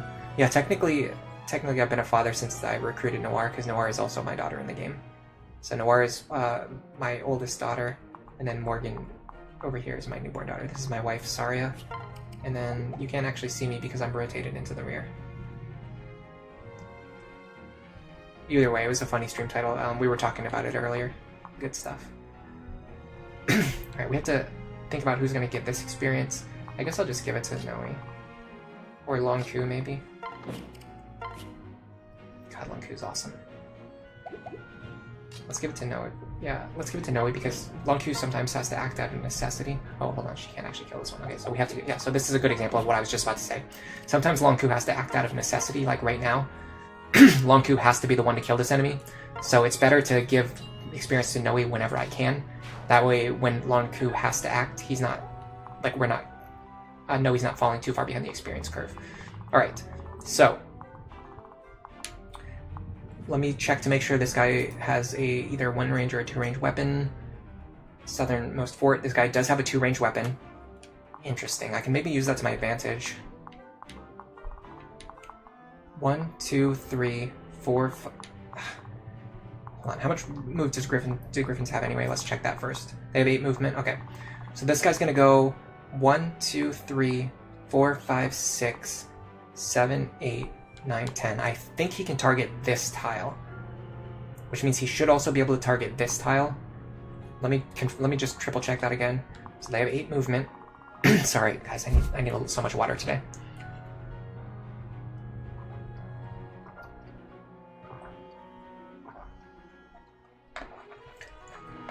Oh god, I love water so much. I love it. I love it.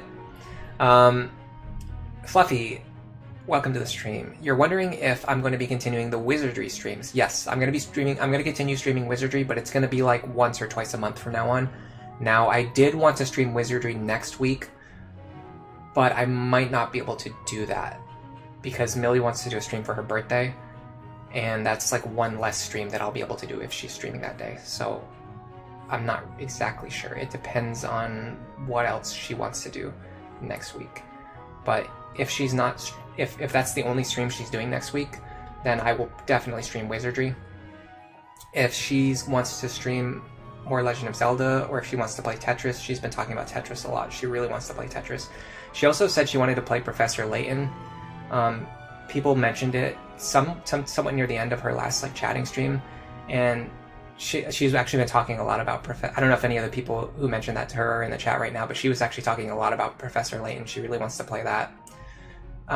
So if she wants to play a game at some Sunday earlier in the week, then it kind of depends on what day that is, but there might actually end up being like 4 streams next week, because if she plays, like, let's say she plays Tetris, and then I play Wizardry, and then she has her birthday stream, and then I stream Awakening, that would be 4 streams in 1 week. Ducky's asking about Millie. She's just a friend of mine. She's been streaming. She's never played video games before, so I came up with this funny idea to make a video of like her playing her first game. And we just decided to stream it just as a way to record all the footage anyway. Hold on a second. I have a hangnail. Let me use the nail clippers for this.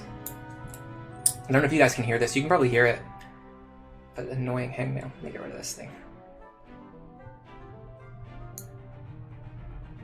Let me know if you guys can hear that.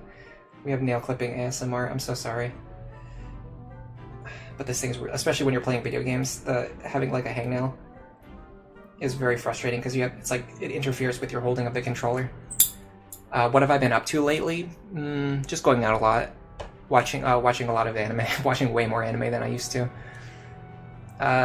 Snow Warning says, in your last Awakening playthrough, you treat Robin as just another character instead of a representation of yourself, and it works pretty well because Chrom is so central to the story. Yeah, I mean, technically, I guess I don't really view Robin as like a player insert, but I just... Honestly, like a lot of times, let's say I'm doing something with Long Ku and I'm having Long Ku take actions, sometimes I'll say something like, oh, I'm going to deal 40 damage and then I'm going to take 20 damage in return. Like, you guys hear me say that a lot. It's just the way that I talk, even when I'm talking about Robin or anyone else, like any other character. X, you could hear the nail clipping, I'm sorry. Alright, so let's triple check on this. I got kind of sidetracked. So this guy's 8 movement plus a 2 range weapon. So 1, 2, 3, 4, 5, 6, 7, 8, 9, 10. So he can target this square. So if I rescue Lonku into this square, which I can, Lonku can enemy phase. So this guy's going to come out of here, he's going to run up here, and then he's going to attack Lonku. Lonku's going to kill him with the steel bow. And I'm very happy about that information. And we got everything done, and we still have Olivia's action. We still have Olivia taking action. We can still have Olivia taking action, guys. It's incredible. If that's the case, maybe I get rid of this guy right now. Oh, this guy's actually really scary too, because he has Aegis and Pavis. Let me do this. Check this out. I'm gonna kill him with a dual strike.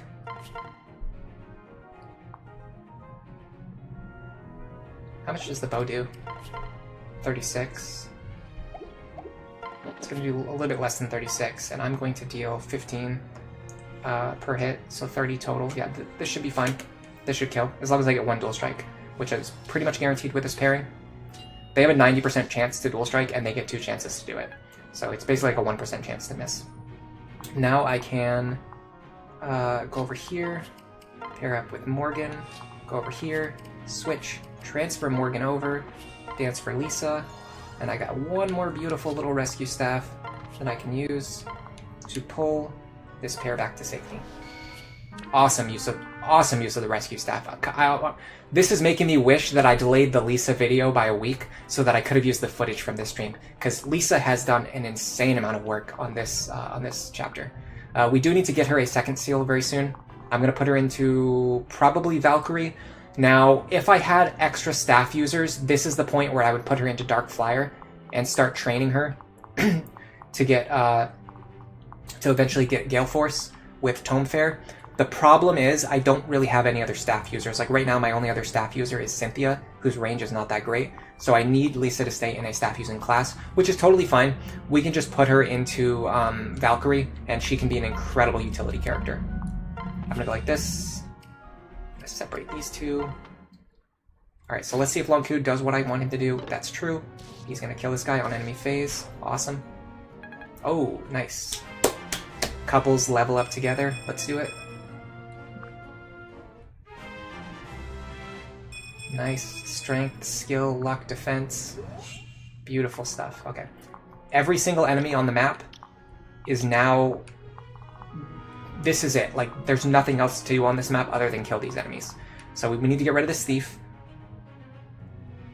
And then we need to clear out enough safe space so that these flyers don't kill us on enemy phase. We could potentially just kill all of them right now. There's a pretty solid chance we could do that. I want Henry and Lisa... Okay, let me count how many actions I have available if I'm going to do that. Let's say they're going to kill one character. These are going to kill two. So that's 1, 2, 3, 4, 5, 6, 7, 8. 1, 2, 3, 4, 5, 6, 7. We're going to cut it pretty close, but I think we can do it. I think we can do it.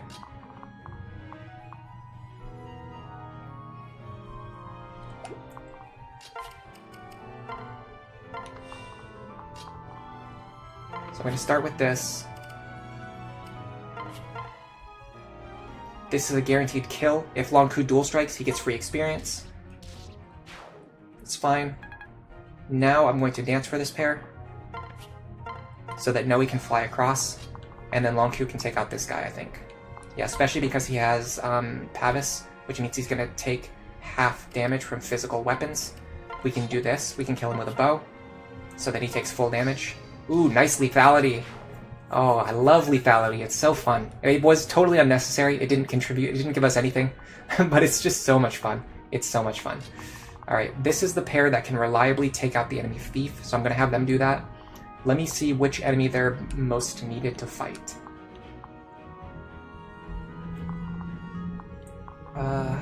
My brain is a little bit fried right now. I can't really make sense of which enemies are most dangerous.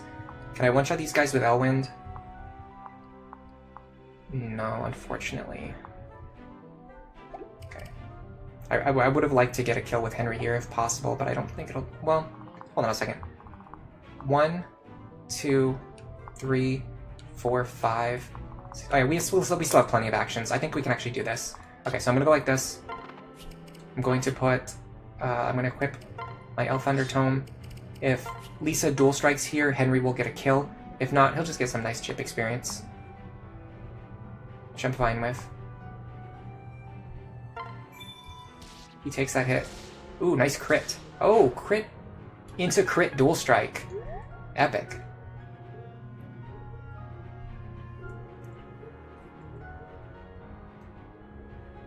Let me see. Oh, let me go back. Hey, Faye. Thank you for being here today. I think one of my neighbors is playing music, by the way. I've talked about that before. One of my neighbors who moved in, I think, I actually can't remember if I mentioned this specifically on stream or not, but one of my neighbors who moved in like maybe 2 to 3 months ago occasionally plays music, and I hear it sometimes, and I'm pretty sure you guys could probably hear it if you're like listening for it. You might be able to hear it too. Alright, Noara can go over here. She can kill this guy. Guaranteed. If Severa dual strikes, she gets some experience. I'd actually really want her to get some experience here. We got it. Nice. You wish you were Lonku? Actually, Lonku is pretty epic. Like, if I could be Lonku, I would be pretty happy with myself. Alright. This guy is a little scary. Not too scary. This guy is not that scary either. Alright, let's go over here. Let's get rid of the thief first. That's probably the smarter move. Use our javelin. Don't need a dual strike here. Oh, actually we do, because he has Pavis on. Use the javelin. Mega Gengar, you're asking how has Millie never played video games before? That's what everybody does nowadays. So, this is tricky. How can I say this without revealing too much information? I've been specifically instructed by her not to reveal too much information without getting permission.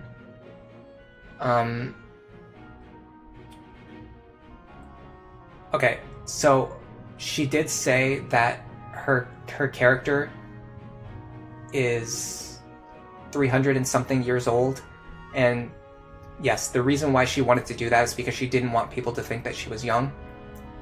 Like, she doesn't want people to know her real age, but she doesn't want people to think, like, she's not trying to trick people into thinking that she's very young. So imagine someone who is maybe a little bit older and grew up before a time where everyone played video games, and it's maybe a little easier to visualize why she's never played games before. Does that make sense? I think that's the most I can say without getting some kind of explicit permission from her, and she's not here right now, so I can't ask her about that. I can't ask her what she would tell you.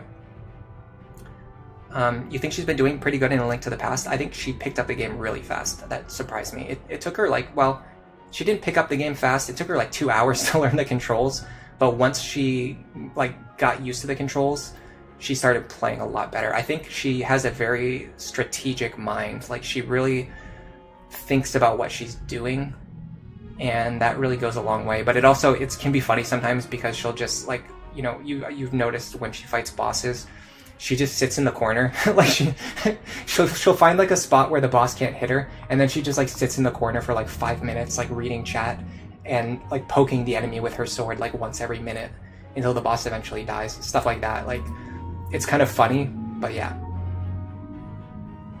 Snow Warning says people who play video games can overestimate how common it is. Yeah, there's a lot of people who just don't really play games as well, even, you know, younger people. But specifically, like, you know, if you're not like a Zoomer, if you're not like a Gen Z, like you didn't grow up like with a phone, like with games on it, it's more likely that you've never even really played any games before. Let's see. Couples that stay together also level up together. Tricky, you're starting to see why Lisa is good. Yeah, Lisa is really shining in today's stream. I'm very happy with today's stream. Yeah, they love revving, as soon as I start streaming, they love revving their motorcycles. They love playing their music. Like, they call over their friends. They're like, let's have band practice. Let's have a motorcycle meetup. I don't know what their problem is. They just can't control themselves. All right. Let's start with this. If I go here, this is not guaranteed, but we can potentially get Aether or dual strikes. We got a dual strike. Cool. Because I got that, now I'm pretty sure this is the last enemy. I'm gonna go like this. I'm gonna go for another one. We got it. Cool.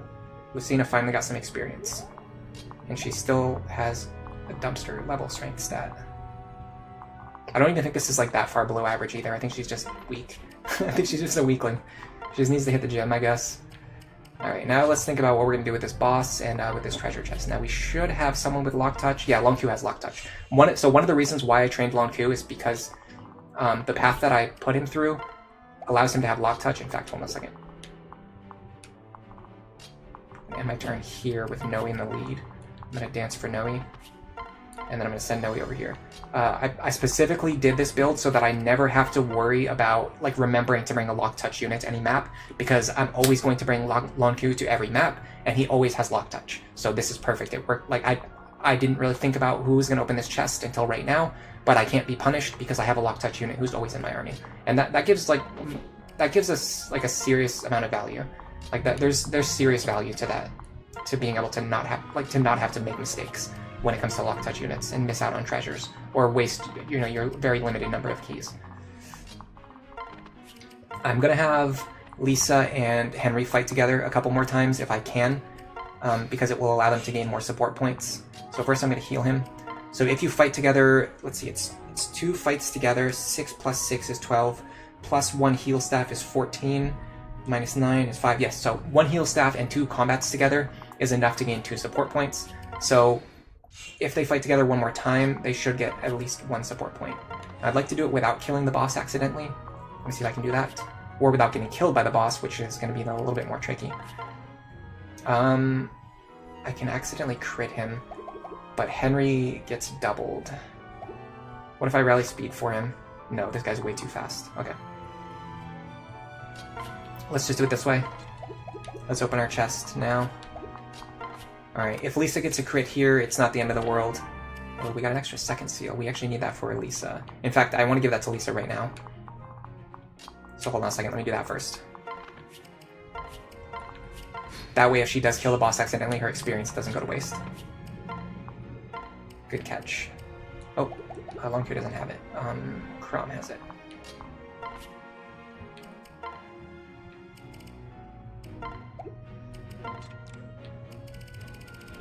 Should be one of our last bonus seals. I like that they give you a master seal and a second seal in this chapter, so that you can use them on Morgan if you want to.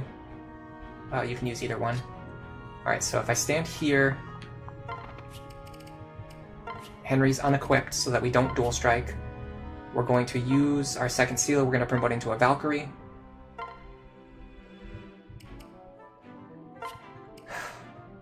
And then if we crit, we'll steal all the experience, but at least we'll get +2 support points with Henry. If we do not crit, we can set up something to give the experience to Lucina on the next turn. Valkyrie is really good, by the way. It's basically just like a slightly better version of Sage, and you get a horse. And you get dual support plus eventually, which is... I've talked about this in the video that I published today. If you're curious about it, definitely go watch today's video. But, dual support plus is really good. It's basically the value of 4 combat skills in 1 skill slot, and you also give it to the people around you. Just like bananas. Like, how can you make like 1 skill that good?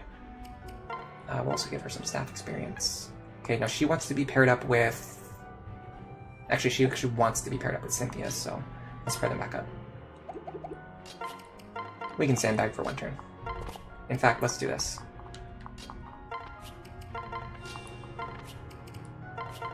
Love getting free staff experience. Alright. So, this guy has Lance Breaker. That's fine, we're going to be using a bow anyway. It does mean that my dual strikes are not very likely to hit. I can hit him without killing him, and he hits me without killing me. That's great. Can he kill me with 2 actions? 28 plus 28 is 56. Yes, he can. But I can do this. Take a hit. And then heal. Get another little bit of free staff experience. Now, I did make a little bit of an error in my video. I would say what I said in the video is technically true, but I misspoke a little bit. It's a little bit unclear. It might be misleading. I said that no matter how much Lisa levels up, she will always gain the same amount of experience from staff units. That's technically true, no matter how much she levels up, she will get the same amount of experience. But as soon as you use a second seal, it does add to her internal level, which does slow down staff experience gain a little bit.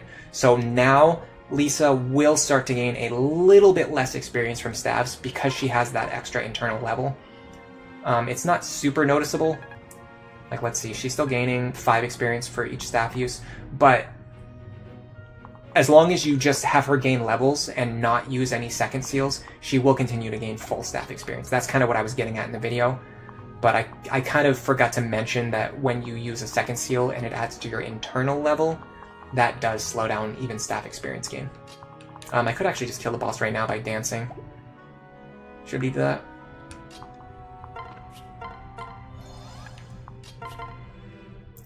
Yeah, why not?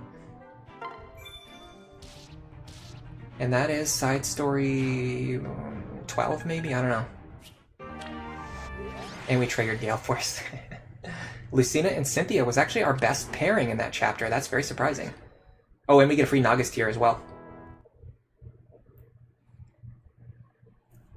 Oh, you do think staff experience is slowed down as you level? Really?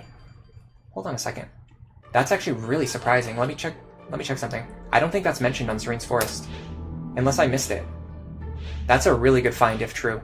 That wouldn't be the first time that like someone found something in the footage of my gameplay that showed a mechanic work differently than I thought, and sometimes like even different from like what the wiki says.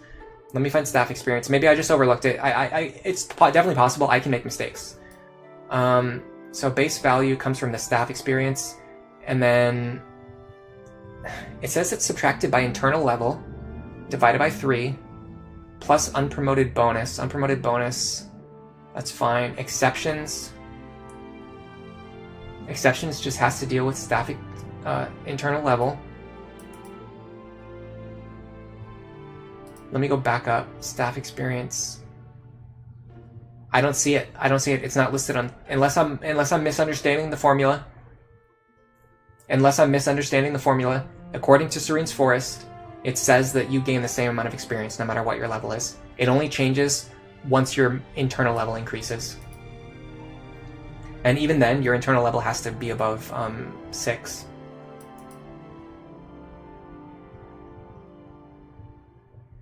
Let me go to the staff list and see if anything's listed there. No, they just have default values listed.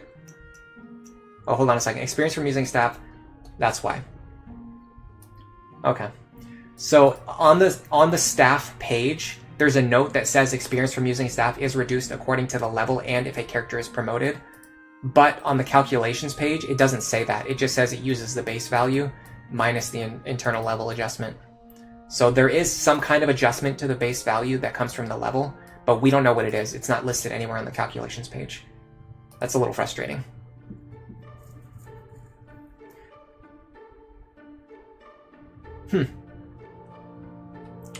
I think I'm gonna put a pinned comment under my video. That's really good. Thank you for pointing that out to me. No, I believe you. I just wanted to figure out how I was misled and if that information on the... So it looks like the information on Serene's Forest is... Once again, it's like technically true if you go to the staff page, but if you're just looking at the calculations page that says staff and dance experience, it doesn't mention anything about that. So it could be very easy to misunderstand this and think that it's only adjusted by the internal level. Snow warning. Internal level is equal to display level before second seal usage. So internal level... Yeah, no. Hold on a second. Internal level increases as you level up. I don't think that's true, is it? Internal level is displayed level plus promotion bonus plus cumulative level. I see. I was thinking... I see what happened. Okay, never mind. Yes, you guys are right. So the formula on the experience page is actually correct. I was using cumulative level in place of internal level. Internal level does factor your displayed level. That's why. And the promotion bonus also affects it too. So staff experience actually does slow down. But the difference, I will say that the point I was making in the video is that in Fates, they changed it so that you gain less based on the target. So like if you heal a level 1 character, you get the same amount of experience as you would get for healing a level 36 character. Where in Fates, it doesn't work that way. In Fates, you gain less experience if you use a staff on a character who has a lower level than yourself, which makes it hard to outpace the experience curve, because your combat units, they can't get a higher level than the enemies you're fighting in Fates, because they gain extremely reduced experience gain, and then your staff characters can't level up faster than the characters that they're healing, because they also get extremely reduced experience gain. But it is interesting. I didn't realize that the level of the staff user in Awakening actually did affect the formula, but I think that really goes to show just how big of a difference the changes makes. The changes to the Fate experience formula makes, because I didn't even notice that you get reduced experience in this game, because it's so much more than in Fates. Like, you don't really notice the fall off in this game, whereas in Fates it's like very noticeable. So, but either way, I'll make a pinned comment about that. That was a really good, little bit of a diversion, but a really good, really good use of our time to confirm that information. All right, we're getting some parentage conversations. Unfortunately, I'm not in the mood for doing voice acting or support conversations today. Okay, so we were able to get the Lisa Henry support because of that +2. Unfortunately, they're still pretty far away. And by the way, I did test this. Someone asked me this during the last stream about rollover support gains. There are not rollover support games, and you do not get extra like rollover support points. And this is extremely important, especially when routing for my Iron Man run, especially in Chapter 0 and Chapter 1, because you don't gain any supports until after Chapter 1, which means basically anything that you gain above like 3 support points, between Crom and Robin, for example, just goes to waste. So like if I gained 3 points in Chapter 0 and 3 points in Chapter 1, and they ended with 6 points, it doesn't matter. Crom and Robin would just get their C support, and then they would be stuck at 3 points. They wouldn't get the 6 points, they would only get the 3 points that you get from unlocking C. So this drastically changed how I'm going to route out the Iron Man runs. Yeah, Awakening staff experience doesn't slow down based on the target that you're healing, which is important because that allows you to outpace the enemy level curve, because you can heal your own units, and then even if your units are the same level as the enemy, your staff users will still gain more experience than what they would get for fighting. Yeah, the fall off is very slow in Awakening. It's basically level 5, 10, 15. And it's only -1 experience per benchmark. Fluffy, I've been watching more anime lately. What are my favorites this season? So we were actually watching JoJo's Bizarre Adventure. Her favorite is part 4, and I had only seen up to like a little bit of part 3. So I quickly watched through the rest of part 3 so that we could watch part 4 together. And then we started part 5 together as well. She also really wants me to watch Konosuba, which I have not started yet. And Frieren was also mentioned. But yeah, we haven't actually been watching much else. It's been a lot of JoJo's, and I made her watch some live-action comedy stuff that I'm a fan of, that probably she would not have watched on her own. Wings of Light, you can't vote in today's poll because Brady's not there. I mean, you can just vote for your favorite out of these 4, but yeah, unfortunately, you can only put 4 options on the poll. Let's actually, yeah, we'll keep this poll going. It's got a lot of votes. Wow, 130 votes. That's crazy, guys. All right, so let me see if I can get those spreadsheets on now. I'll show you guys the spreadsheets now that we're kind of getting into game mechanics talk. And then after I show off the spreadsheets, let's think about if we want to do another chapter, and if we do another chapter, which one should we do? Because we have Manor of Lost Souls, which I really do not want to do. And our other option is the Demon's Ingle, which I have not planned for. Now, I think this is the chapter with Yen Fei, if I'm not mistaken.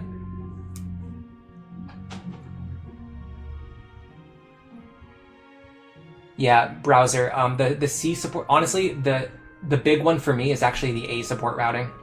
Because when you finish getting your B support, a lot of times, you're capped at like 7 or 8 points, but then you need like 15 points to get the A support. And that makes a really big deal, because that means you have to spend multiple chapters only gaining 3 points per chapter to try and get to try and like eventually get your A support unlocked. And in order to do it, which I'm gonna show, you know what? Let me get the spreadsheet up first, and then I'll show you guys.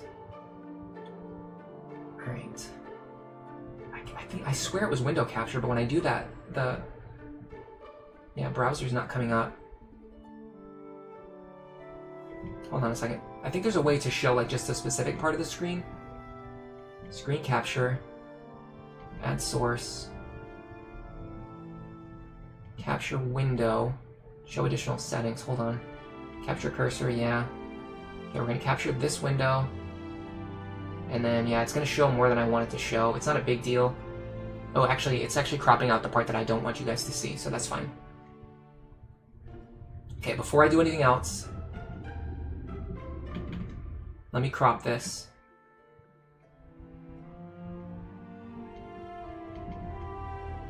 $250, I guess. No, I need to crop more than that. 400. I don't know. I'm gonna start by cropping a lot more, just so that I don't accidentally show the thing that I don't want to show. Okay. Then from the top, we can cut off the toolbar at the top. I don't really care if you guys see my bookmarks. There's not really anything embarrassing or crazy there. But just getting the bookmarks out of the way is probably better than having them visible. 200 maybe? No. 400. That's pretty good. Let's do like 380. That's fine. It looks a little bit... eh.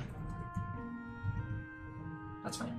Okay, from the left side, we'll crop off probably less, like 150 or something. 160, 170. I had the values from the last stream too. I wish it would have kept the same values. And then from the bottom, we're only going to crop a little bit, like maybe... Actually, let's crop like 120 or something. Yeah. Okay. Now I'm going to move this like here-ish. This is actually pretty good. This is actually pretty good. I don't know if I need to show anything more than this. Alright, so yeah, so here's the thing. Let me go to the spreadsheet so you guys can see it.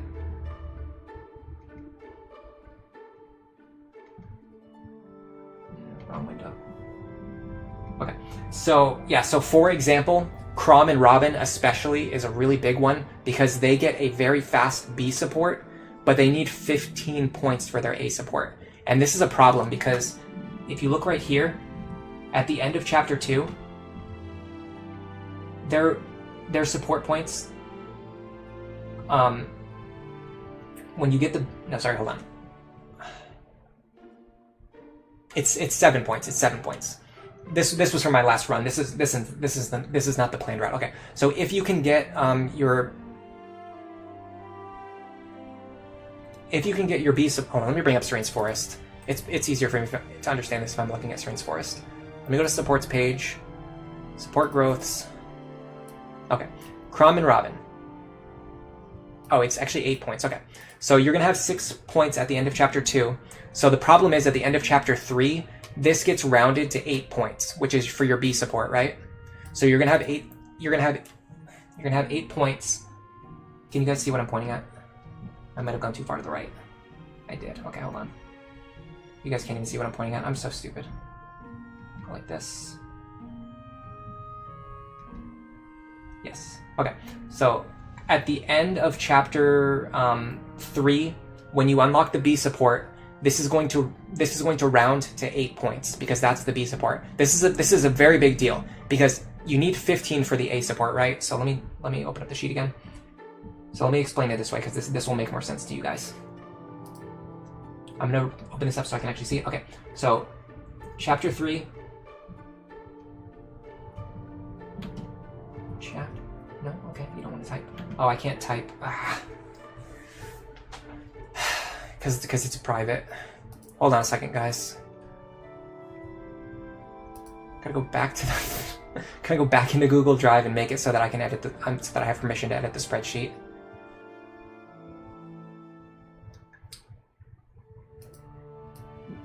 This is all gonna be worth it, guys. This is all gonna be worth it once you see how insane this spreadsheet is. The amount of the ridiculous amount of time I've spent trying to get the spreadsheet to show on stream. It's also that you guys can see how insane and ridiculous and stupid I am. And just how much time and effort goes into planning. Like, even I have an entire spreadsheet dedicated to just fighting one enemy.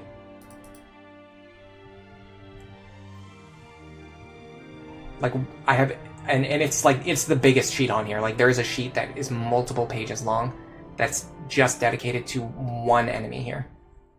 All right, so if I change this, if I change the sharing permission,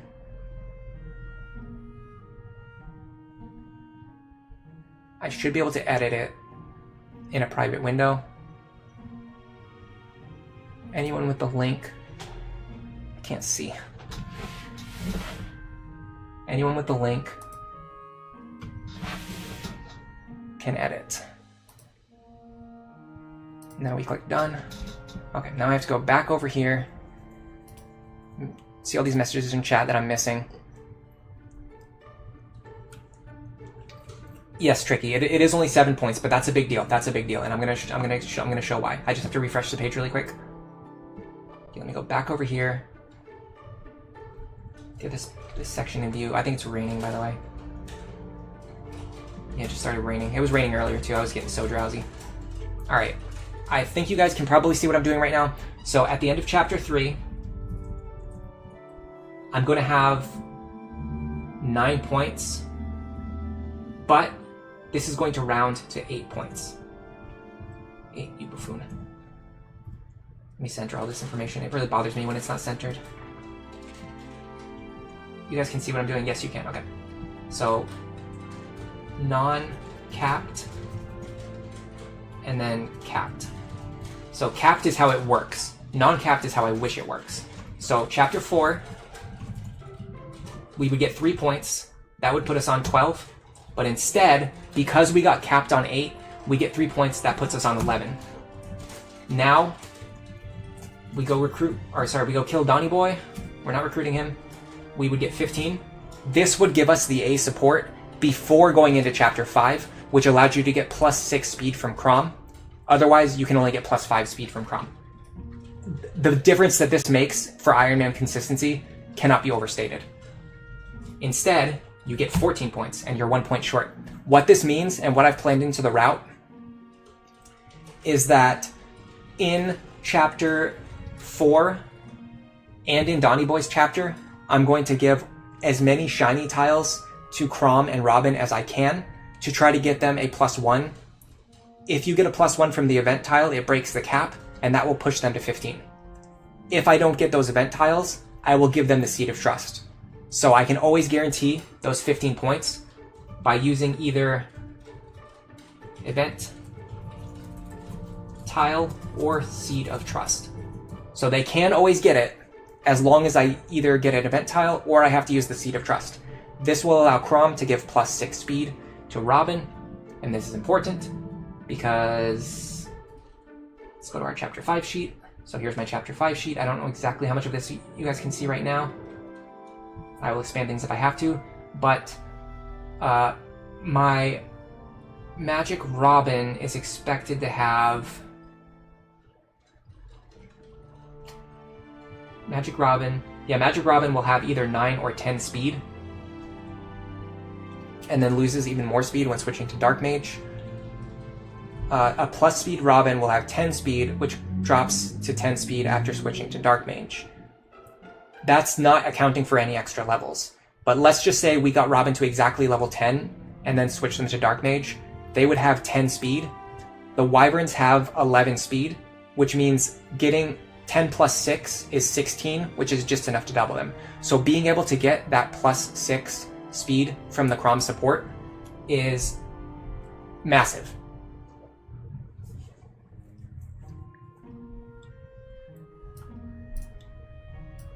All right, let me get caught up on chat. You guys have sent a lot of messages. Oh God. You think Na is never... No, I am going to recruit Na eventually. I just don't want to do it right now. I want to do it later once I have more, stronger characters. I have to hurry in the volcano before the treasure box gets destroyed by the lava. Yeah, I love that. That's one of my favorite things. It's so funny watching the treasure boxes just sink into the lava. Yeah, you can also use barracks. That's true, yeah. So I can use the barracks, I can use event tiles, and then if I don't get it, I can just use the Seed of Trust anyway. So it is guaranteed. Even in Iron Man context, I can guarantee that they will always get the A support, and that I will get the +6 speed from Crom. The tricky part is actually this over here. Can we one-shot these Wyverns? Robin with a +5 Wind Tome is going to need 17 magic. I think I can get 17 magic. Maybe. But I do not feel confident that I can, especially because I'm using plus magic Robin, I don't feel confident that I can get this +5 Wind Tome, and actually I'm going to show you guys why right now. This is actually egregious. This is worth showing off. Let me save my game.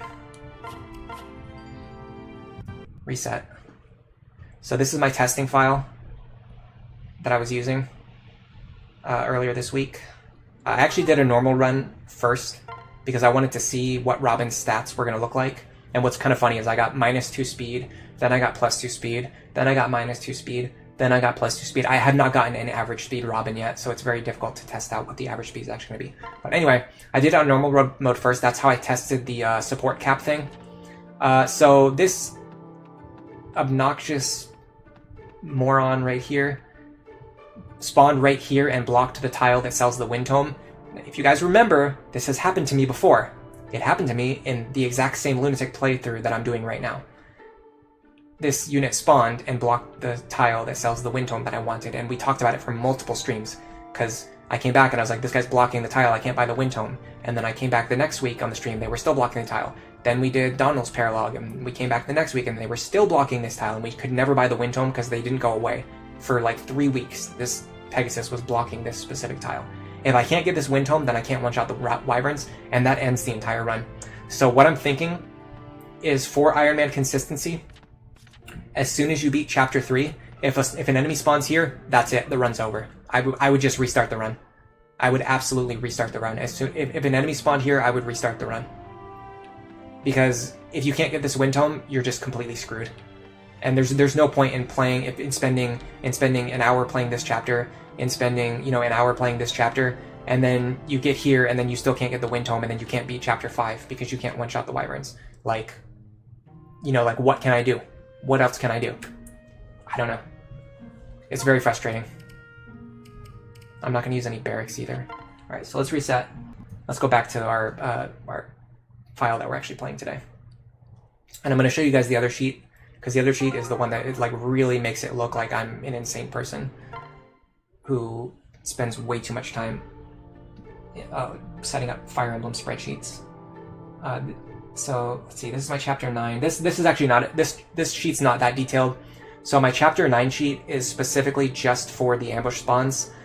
If you look here, this is the desert map where you recruit Saria, and you might remember there are 6 Wyvern Riders who spawn at a certain point in the map, and they fly down and they attack your units, and it's very hard to know exactly where they're going to spawn and where they're going to end up. So I went back through, I looked at the old stream footage, and I made specific notes. So this guy spawns at the edge of the map, and then there's a rock. I marked it with these gray tiles. There's a short axe guy who spawns here, and then an axe guy who spawns. They finish their movement on top of this rock, then another short axe, then another axe. And then on the right side, there's a small rock over here where the other short axe user is going to end his turn. Now, what's really cool, because of the way this works, the axe unit has 1 range, so he targets this square, and the short axe has 1 range, so he targets this square. What this means is that every single one of these squares is actually only targeted by a single wyvern. And I don't know how to use this information yet, but in theory, I could use this information to plan something. Now, here's the chapter 12 sheet. This one, I can't defend this. I can't defend this. There's no reason why any human being should ever do what I've done here today. Let me fix the crop.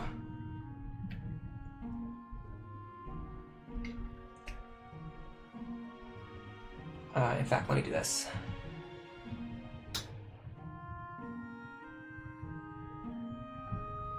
Okay.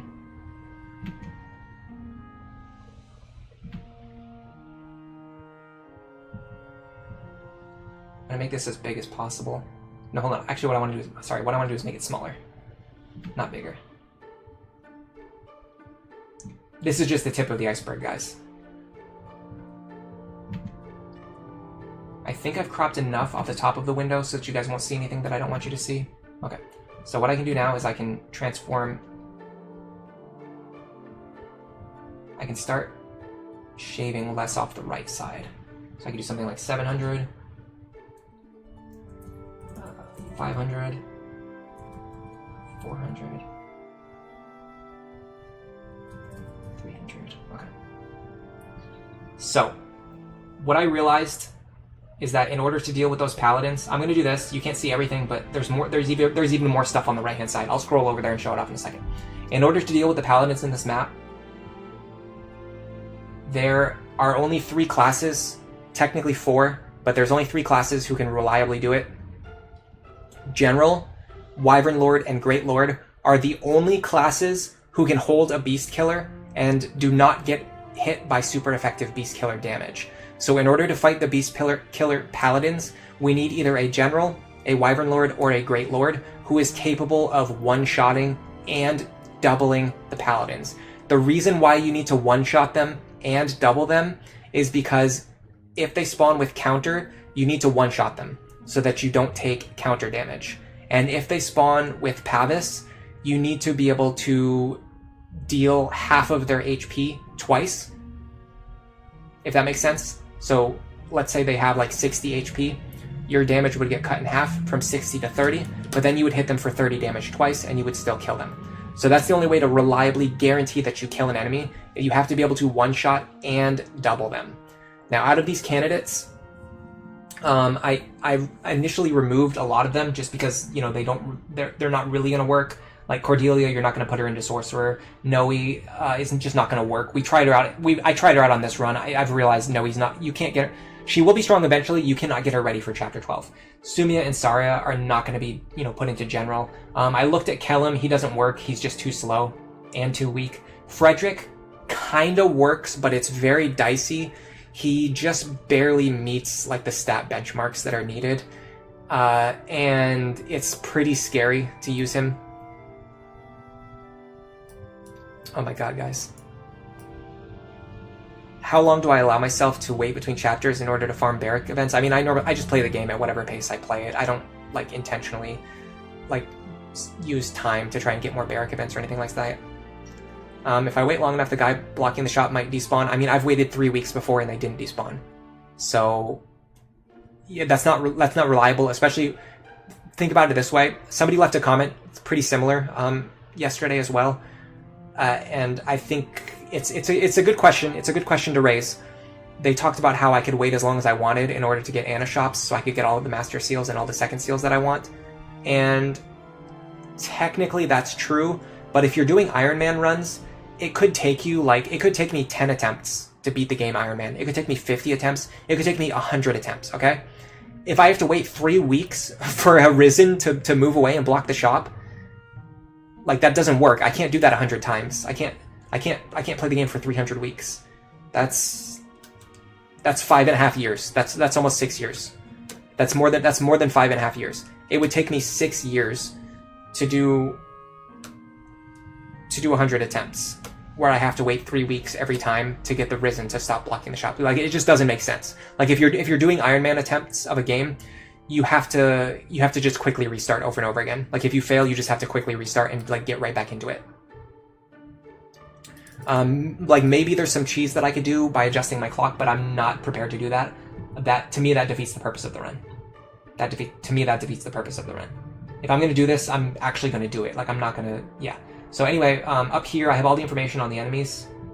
These are all the enemies. I calculated their attack and speed.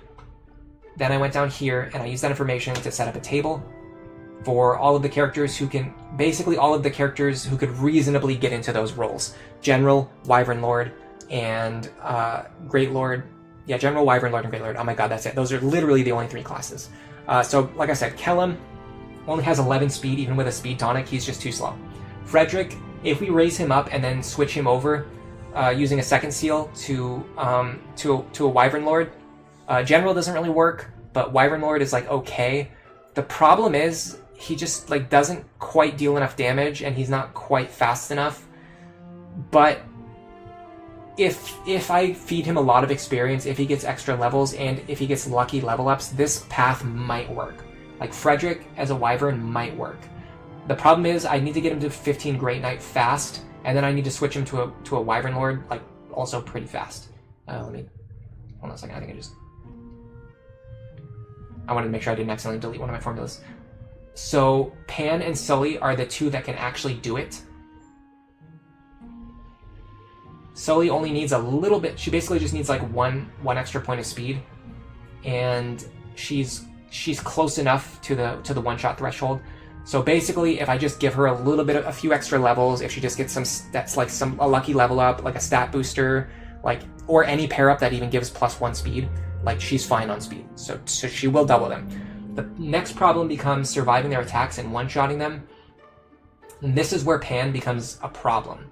So Pan, on paper, has better combat stats than Noe. She has better strength, she has better speed, she has better bases, better growths. The issue is, on Lunatic Plus, Pan's beast weakness is a huge problem. I didn't even realize that this till I was halfway done with the sheet, and then I remembered, oh my god, she's weak against the Beast Killer. Even when you switch her to Wyvern Lord, she keeps her beast weakness. And the reason this matters is because on Lunatic Plus, if the enemy spawns with Vantage Plus, they will hit her with the Beast Killer before she hits them with her Beast Killer. And that's the whole thing that we're trying to avoid. We're specifically trying to get units who do not get killed by the enemies with Beast Killers. On top of that, if they spawn with Pavis Plus, she won't one-shot them, so she'll deal half their health and damage, then they will hit her back with the Beast Killer. Once again, this is exactly what we're trying to avoid. It just doesn't work. Like Pan just does not work on Lunatic Plus. You have to use Sully. So, I made this really cool formula that calculates how much Beast Killer damage you need, which you can either get through forging or you can get through pair-ups. I did not include pair-ups, I only included the A support and the tonic. So down here, you can see the characters who give, hopefully what you want is a +10 strength pair-up. The options are basically Vake, promoting directly into Warrior. Barbarians and Wyvern Lords don't really work because they require second seals. However, what I realized is that, so even after I did all this analysis, what I realized is that Frederick actually works. So instead of using Vake with a Master Seal, I'm going to use Frederick with a, either he can actually just do it in Great Knight, or I can second seal him into Wyvern Lord to give him the bonuses to Sully. And the good thing about this is that Frederick and Sully can start building supports as early as Chapter 1 and really get the ball rolling very fast. That helps a lot, because she's going to be getting extra stats from Frederick. She's going to be getting the strength and the speed that she needs. Next, I calculated... Hold on, don't go there yet. This is going to be funny. Yeah, this is what I... Actually, this is it right here. This is where I concluded that Frederick was the best option. When I went here, basically Frederick with no seals can do it, which is very good because that's low investment. I'm going to have a limited amount of seals. Or Vake with a Master Seal, or Virion with a Master Seal can also do it. Sniper Virion can also do it, which is something is an idea that I'm playing around with.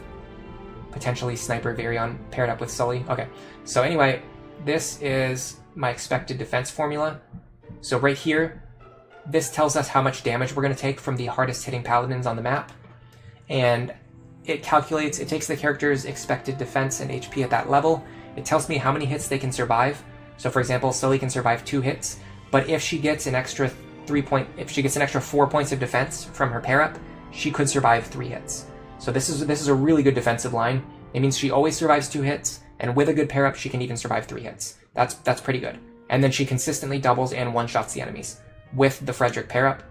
This is why I decided on Sully. And then I also found that Magic Strength Robin kind of falls behind, but I can maybe fix this by giving them extra levels. This is calculated with like the minimum amount of levels. So with extra levels, Magic Strength Robin might be okay. They could, if they get an extra 7 points of defense, either through pair up or through extra levels, they could survive 2 hits, which I think is probably fine. Now here's where I really started to go crazy, guys. Just be prepared for this. I calculated every single variant of Robin that I would consider using on this run. I've got their bases, their base adjustments in Sorcerer and Sage, as well as looking at each asset and flaw. I've got the modified growth rates, and then I've got their expected stats at Tactician level 10, and then at Sage level 1 and Sorcerer level 1. And what I concluded is that with magic plus magic minus strength, Sorcerer 1 hits the benchmarks that I need, and it actually also hits the Chapter 5 benchmarks that I need. This is pretty crazy. Having said that, there is a possibility, I haven't looked into it yet, so don't get your hopes up, but there is a possibility that with the information that I used, or like with the formulas that I used to make this sheet, there is a reasonable chance that I could make a Fire Emblem Awakening like build planner, something that could be used by the community. Like you guys would be able to go there. You could put in like Robin, you know, plus defense, minus strength, 10 levels in Tactician, 10 levels in Sorcerer, 1 level in Sage, and it would tell you what your expected stats are. Theoretically, it might be possible. I know they have a bot for this, but the bot actually doesn't really work that well. Based on my experience, the bot doesn't really work that well for Awakening. It's mostly used by people who play Fates, and it calculates growth rates on the older games pretty well, just because the older games have more basic information. They don't have like these really complicated growth rates that change every time you change classes and things like that. Anyway, I think the next thing I calculated was, if I could one-shot the enemies, and it doesn't look like I can. It seems like I'm going to have to two-shot them, but I didn't finish this part of the sheet yet, so I haven't really gotten here yet. I'm going to be using Maribel's pair-up, Valkyrie Maribel, if I can. If not, Troubadour's fine. It's only 1 less point of magic, 1 less point of speed, so it should be fine. Anyway, that is the insanity that I got up to this week. Now you guys understand the method of my madness. Do we want to play some more Fire Emblem today, or do we want to just end the stream early? It's a Saturday. I got plenty of time. I got nothing else to do. Let's at least take a look at the Whoa. Let's at least take a look at the volcano map. I definitely lost you guys. Chat slowed down to an absolute halt once I started showing off all that insane information. What is Kellum going to do in the run? Probably nothing. Probably nothing. Based on my testing, I didn't really end up using Kellum. He's moderately useful to pair up with Robin in a few chapters, just to give Robin some extra defense. But other than that, I don't have any long-term plans for Kellum. Anyway, so this looks like it's going to be this is actually pretty much my final roster right here. I could eventually replace Henry with Morgan, but other than that, this is my final roster right here. Noir, Lucina, Severa, Cynthia, Henry, Olivia, Lisa, Noe, Robin, Saria, Lonku, Sumia, and Crom. Yeah, I mean, he's a plus 5 defense pair-up, which is really good in the first few chapters where he joins, but eventually he doesn't have long-term viability. His speed is so bad, it's unsalvageably bad. Bonks, you understood it? Okay. I mean, I know when I get like really deep into like the stats discussions that sometimes I can definitely lose people, but this is the amount of planning that is required. You know, if you want to play this game on Iron Man consistency, I really have to go into it. Kellum is a literal Iron Man, but he's not that great. Yeah, it's the speed stat. It's the speed stat, unfortunately. What you're going to find when you start planning for Iron Man consistency is that the speed stat is the most important thing. And the characters who can't get speed just can't really be useful unless you use them as a pair-up partner, which works in some cases.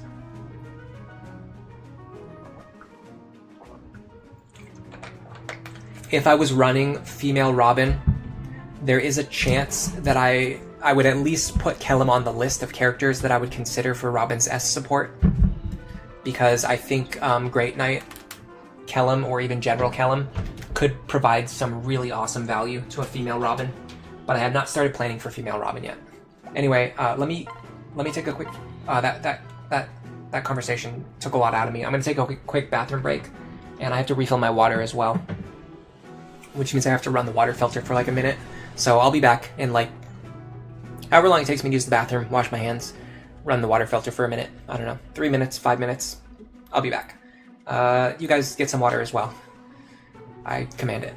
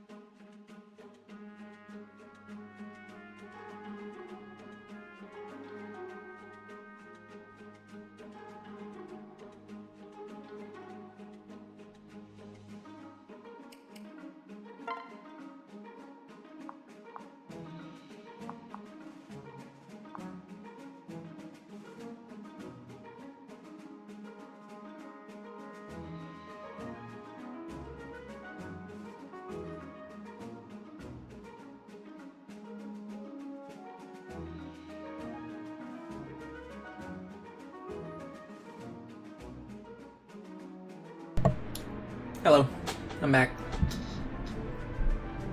I was just eating some peanuts. Yeah, Tricky, I know the mic wasn't on. I didn't turn it on right away because I was eating peanuts. I don't think you guys wanted to hear that. Maybe you do, I don't know. Duke Nuka, you also don't mind.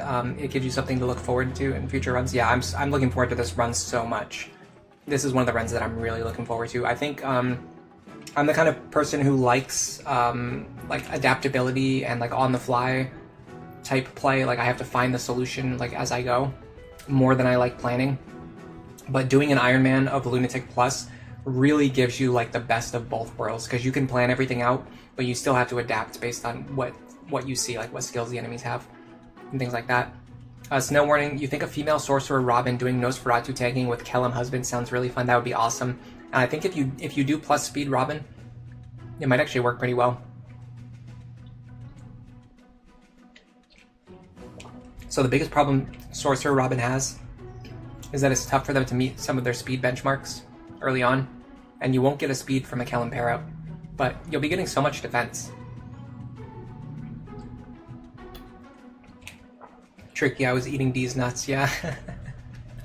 Welcome to the stream, Tricky. Oh wait, that's Tricky Burrito. So Tricky Burrito is not Tricky, right?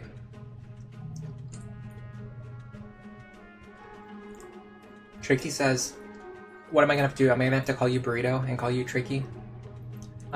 Tricky says, sometimes I return and I forget to turn on the mic. Is that true? Has that happened before? Sometimes I sit down and play around. Like I just did right now when I was eating peanuts. It's actually technically cashews. Technically, if you want to get specific.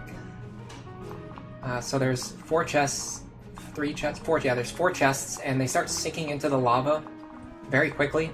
So you need characters who can run across the map and loot these chests, and then either use rescue staffs to pull them back, or they have to be able to survive the enemy phase, which is pretty tricky.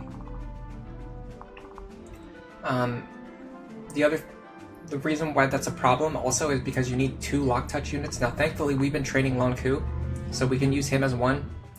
I think we have to use Anna for the other one. Either Anna or Gaius. Yeah, nobody else has lock touch, so it has to be Lon Ku. Did he not have a daughter? Oh, it's Na. We don't have Na yet. Okay, so one reason to go and get Na right now before doing this chapter is that we could have a second lock touch unit. So if we go recruit Na right now, we'll have a second lock touch unit that we can send into this chapter other than Anna. But I think Anna's just better anyway. Hello Jansen, thank you for being here today. Sup Ellery, sup chat room. How are you doing, Jansen? It's great to see you. Spin says, this reminds you got some wasabi cashews you haven't finished. Interesting. I'm thinking of the, this is not 100% related, but I'm thinking of eating junk food today, after today's stream. I'm in the mood for some junk food. Now, Yenfei is really tricky because he can absolutely destroy like any character who tries to fight him. He is terrifying. He's an extremely dangerous boss. And also, when you defeat him, you get the Amatsu. But any charges that he uses, you don't get. So if I have to fight him like 6 times to beat him, I only get an Amatsu with 24 charges instead of getting an Amatsu with 30 charges, which kind of makes a big difference because this is pretty much the best unrestricted 1-2 sword, 1-2 range sword in the game. That being said, I believe it's limited to Swordmasters. Yeah, it's limited to Swordmasters. I don't like that it says Myrmidon classes because Assassin can't actually use it. Only Myrmidon and Swordmaster can. Assassin promotes from Myrmidon, you know. But either way, I don't have any Swordmasters, so I might not even use the Amatsu anyway. You also get the Noble Rapier, which is actually pretty useful. Effective armor and beast damage is just good, especially for the characters who are stuck with swords. Do I have spare chest keys? Or is the inventory space too valuable? So you only get a few chest keys in the entire game. In all of Fire Emblem Awakening, you get a very, very, very small number of chest keys. I have 3 of them that I picked up earlier on in the run. That's actually really good. 3 is way more than you would typically have. the way you get these is by finding them in earlier chapters and then not using them to open chests. So you use your luck touch units instead, and then what happens is later on you build up a few chest keys. This might actually be all of them. There might not be any more chest keys in the entire rest of the game. Like, there's a certain point in the game where chests start appearing en masse and they stop giving you chest keys. Like, I don't think there's a single chest key in this chapter. Let me check. I can find out very quickly. We're gonna expand this chapter.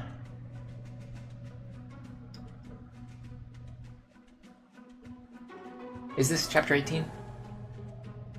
We're getting really close to the end of the game, guys. Yeah, this is chapter 18. So if you go to chapter 18, you look at the item data. There is not a single chest key on this map, but there are 4 chests that you need to open within a limited number of time. And this is why I already have planned a video. I don't know if I'm going to get around to making it, because I ended up talking about this in the Long Coup video, but I wanted to make a video all about Lock Touch in Awakening and how it's way more valuable than we think it is, just specifically because of chapters like this and some other endgame chapters that have really important chests. Like, there is a second seal, an energy drop, a rescue staff, and a bullion. Those, at worst, are worth like more than 1,000 gold each, and at best represent items that you're actually going to use, like really valuable items that you're actually going to use that would otherwise cost 2,500.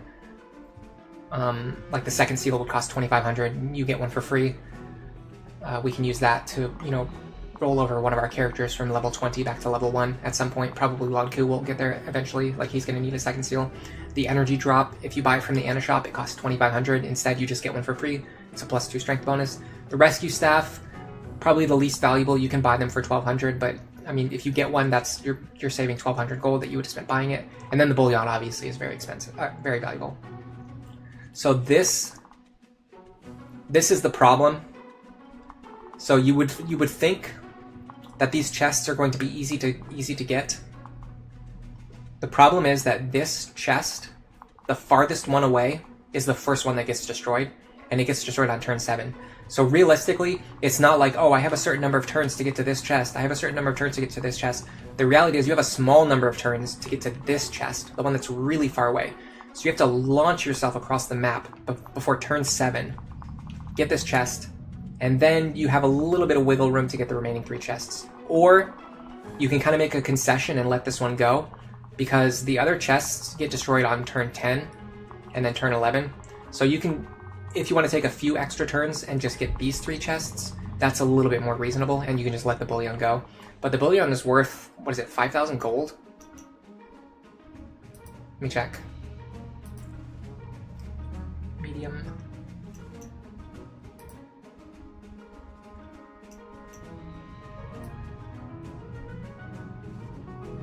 Doesn't tell me how much it's worth. Oh, here we go. Awakening. Yeah. Oh, 5,000 gold. So this is 5,000 gold. If you can get here in 7 turns, you get 5,000 gold. If you can't get here in 7 turns, well, too bad. Too bad for you. Yeah, he's got 78 avoid. What makes it yet?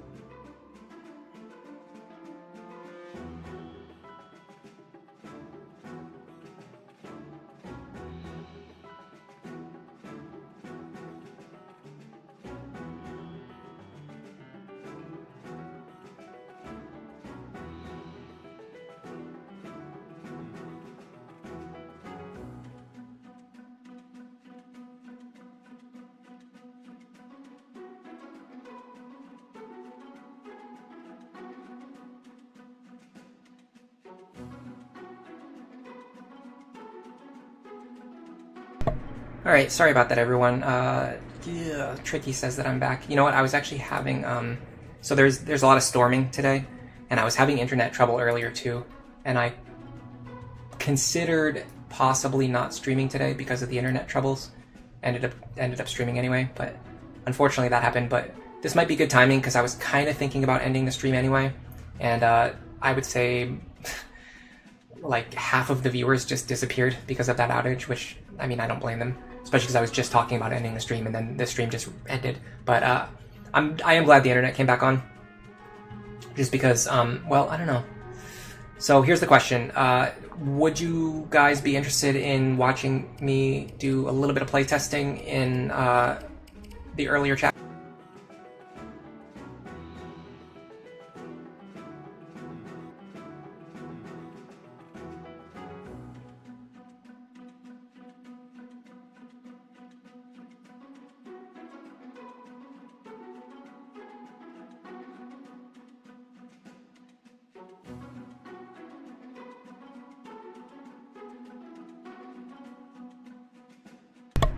Alright everyone, I think you can hear this. Sorry for the stream difficulties at the end. It seems like I'm not going to be able to stream with the outages we're having today. So I'm just going to head out. I'm going to go enjoy some delicious junk food for today.